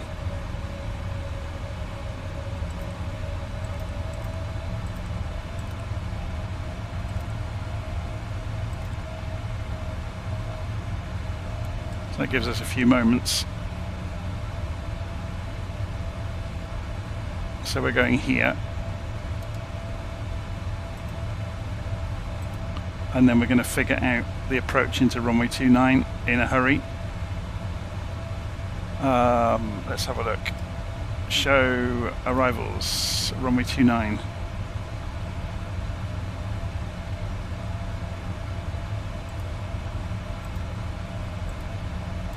Kenlo. So ride up to Kenlo.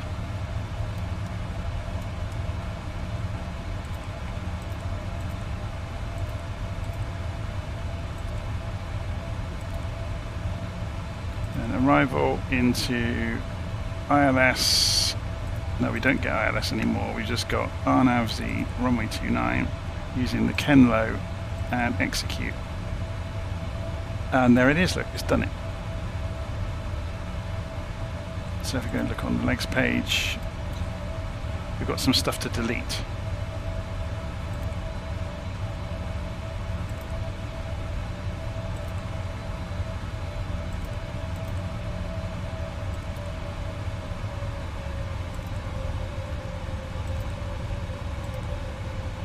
That's got it.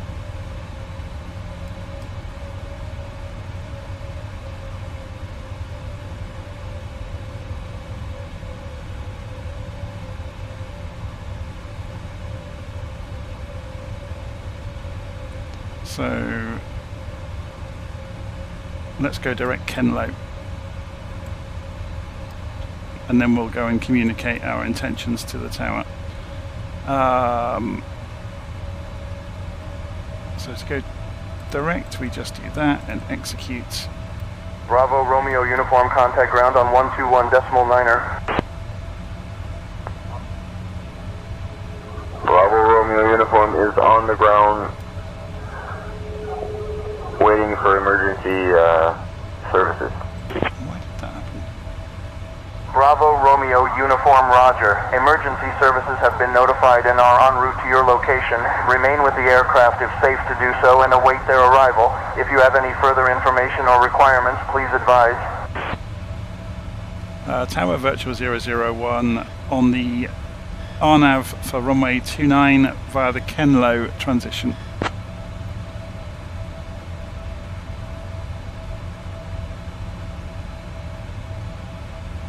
Virtual 001, runway 29er is not active. Available runways are 6. Please advise if you want to proceed with runway 6. Negative. You've just taken me away from runway 06. I am going runway 29, Virtual 001.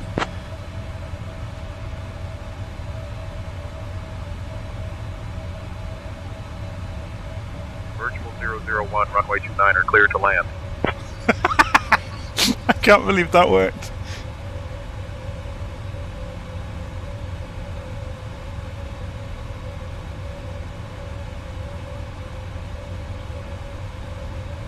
In the real world, you don't obviously tell ATC what you're doing, they tell you.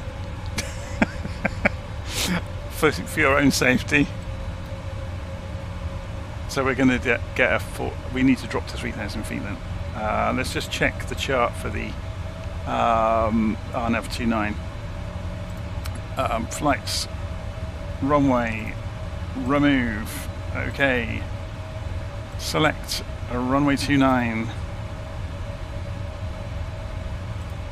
Remove the approach, select RNAV Z runway 29 with the Kenlo, add to route. Does that give us a chart for it?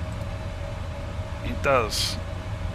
Do we have some speeds? 210 knots, 4,000 feet, that's what we are doing right now. And then recommended 3,500 feet, so we start descending once we come through Maxog. So we want 180 knots at Maxog. Okay. So let's go for flaps and start bringing the speed down so we have lots of time to play with. Echo Zulu X-ray, welcome to Quebec. Contact ground on 121.9er. So let's check the speeds down here. We can go 15 quite safely. 121.9er, Echo Zulu X-ray, thank you. So flaps are in transit. Let's bring the range down.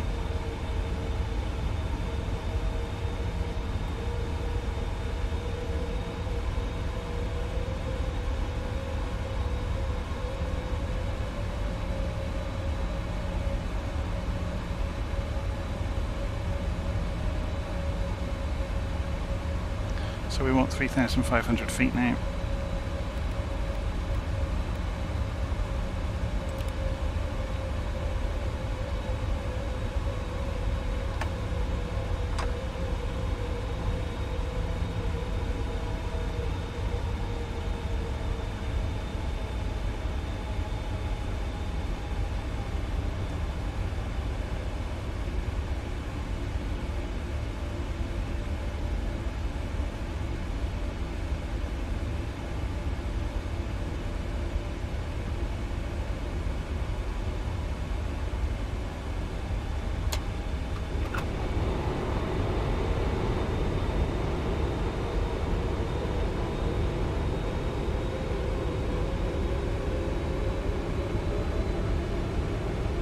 That's 3,500. I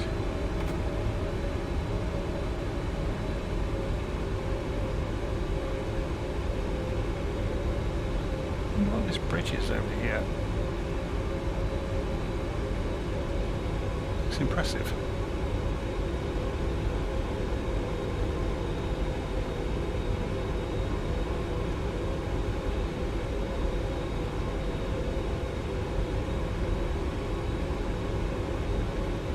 Can we save cockpit views in 2024? Yes. You can go further than you could in 2024. You can set up which keys to use to load and save views. So there's the runway out in front of us.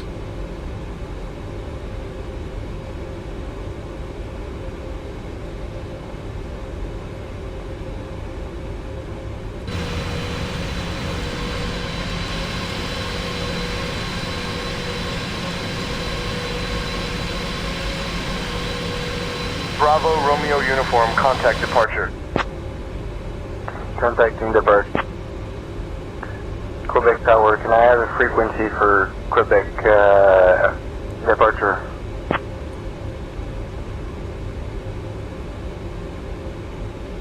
Okay, so I'm going to set the autopilot off, which is over here. I always forget that.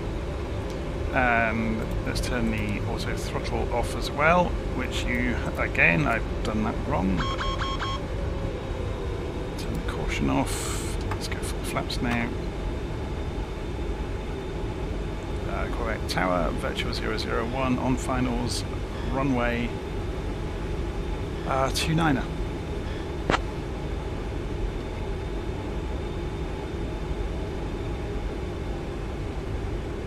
Virtual 001 winds 290 at 6 gusting 17, runway 29er cleared to land. Clear to land at runway 29er, Virtual 001. Look at that crosswind. 2,500.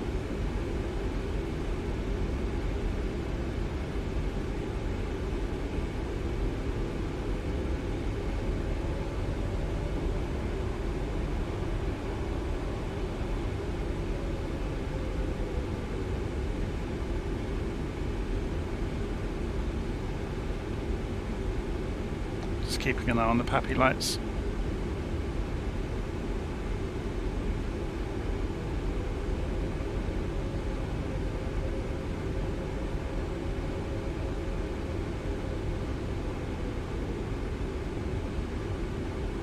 So we got a 20 knot crosswind. It's not too bad.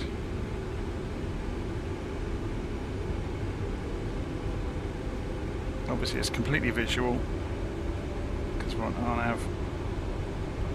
We're still too high.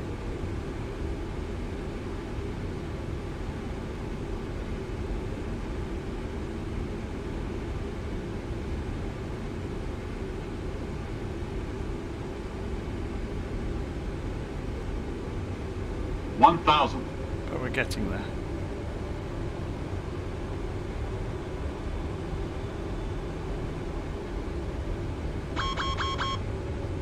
The wind's dying off, thankfully. And it's turning. We're almost head on into it now. How strange is that?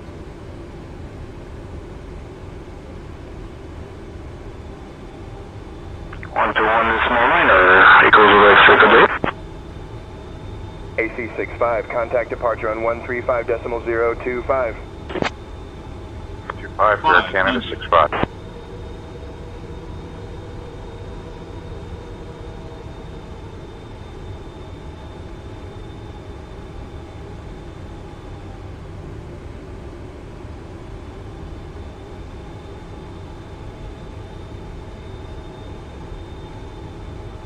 A bit high, but we'll put up with it. 100. 50. 30. 20. 10.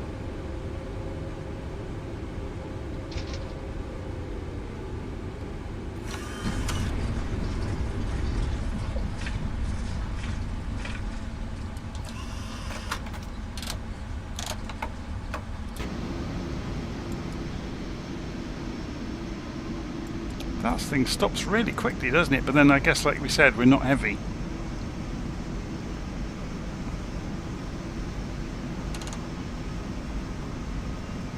Virtual 001, welcome to Quebec.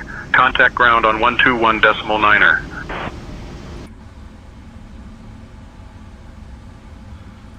Ladies and gentlemen, we have just landed at Quebec. Contacting ground at 121.9er, virtual 001. 123, and we departed from Goose Bay. The local time here is 5:59 p.m. Please remain seated until we reach our final parking position. Thank you for flying with us today. Fun fact, Quebec City is one of the oldest cities in North America, and it has a rich history dating back to 1608. We hope you enjoy your time here. On behalf of Captain Jonathan, First Officer Amanda, and the entire crew, we wish you a pleasant stay. Quebec ground, virtual 001, requesting taxi to parking.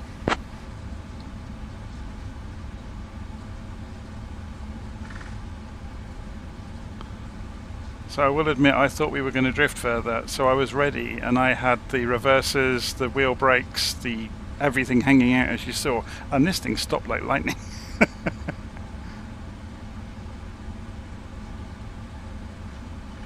Don't think ground's responding, is it? Quebec ground, virtual 001, requesting taxi to parking.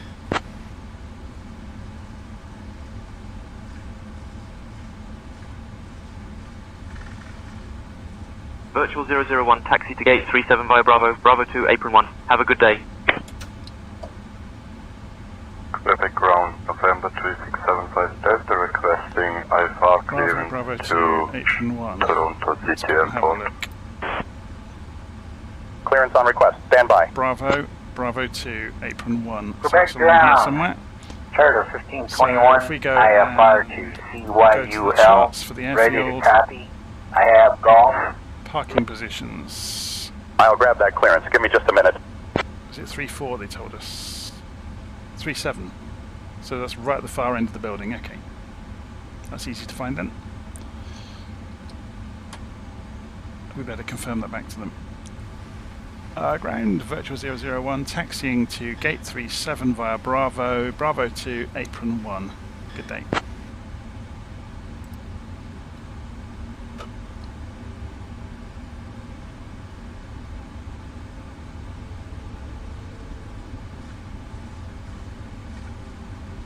Don't need the APU on if you can get ground power, which you always can. I'm just reading the live stream comments there.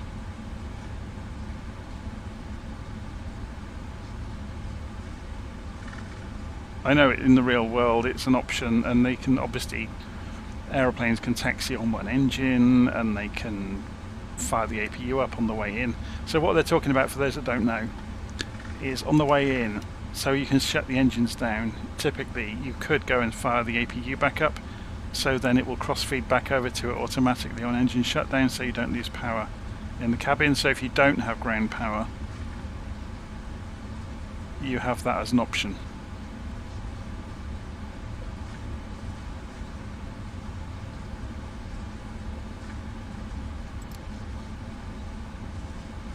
We're getting another checklist warning. So this is 3-7 on the end here.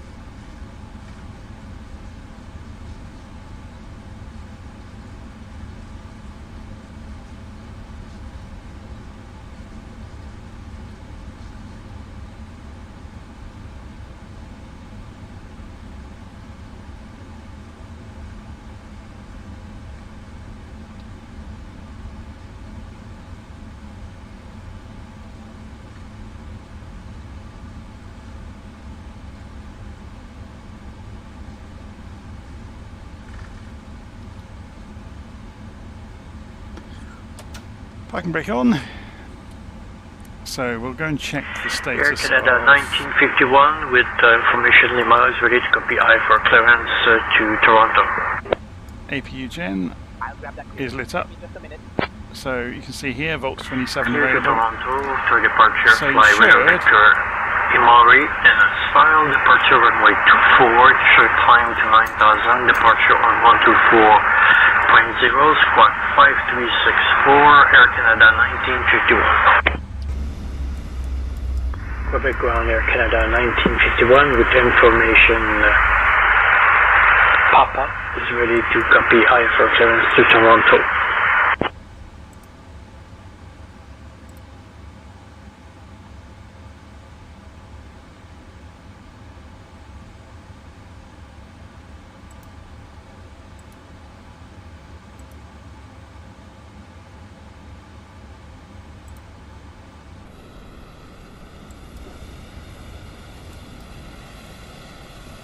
Are they going to give us the jetway then?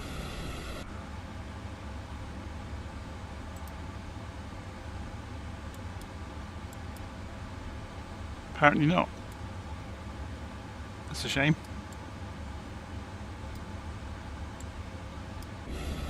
Are we going to get the ground vehicles? They should have been coming to us, shouldn't they?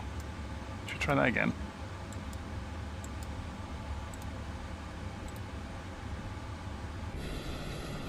There we go.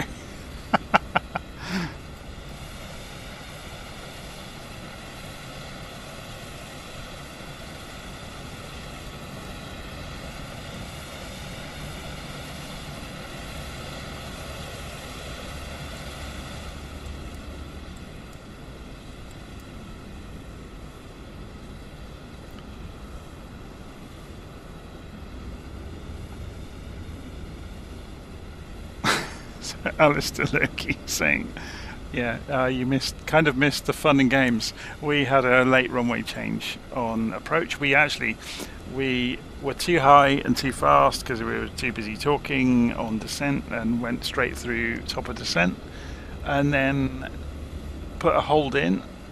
ATC didn't understand the hold, and then they changed their mind about the runway twice in a row. So we ended up refactoring the approach completely. Originally, we can see here, look. We are not getting yet for pushback. We should have had an approach which took us down here. Redbird you can see there's the remnants of it, when ready for pushback. And should have come back round. Redbird 1, when we got to here, they changed runway on us. Redbird 1, roger. So Advise when ready for pushback. Vectoring out this way. The controller just told us to make vectors to get here ourselves, to get to a marshalling point for this approach. And then once we got everything sorted out and turned left here, yeah, it was an interesting one. We called in for the RNAV onto runway 29 and they agreed with it at that point and let us in. It was good. We were probably pushing the limits of what SayIntentions capable of doing. A human controller would have been far more pragmatic about that and would maybe, if the runway didn't, or if the wind didn't suit either runway, they would have just made a decision and gone with it.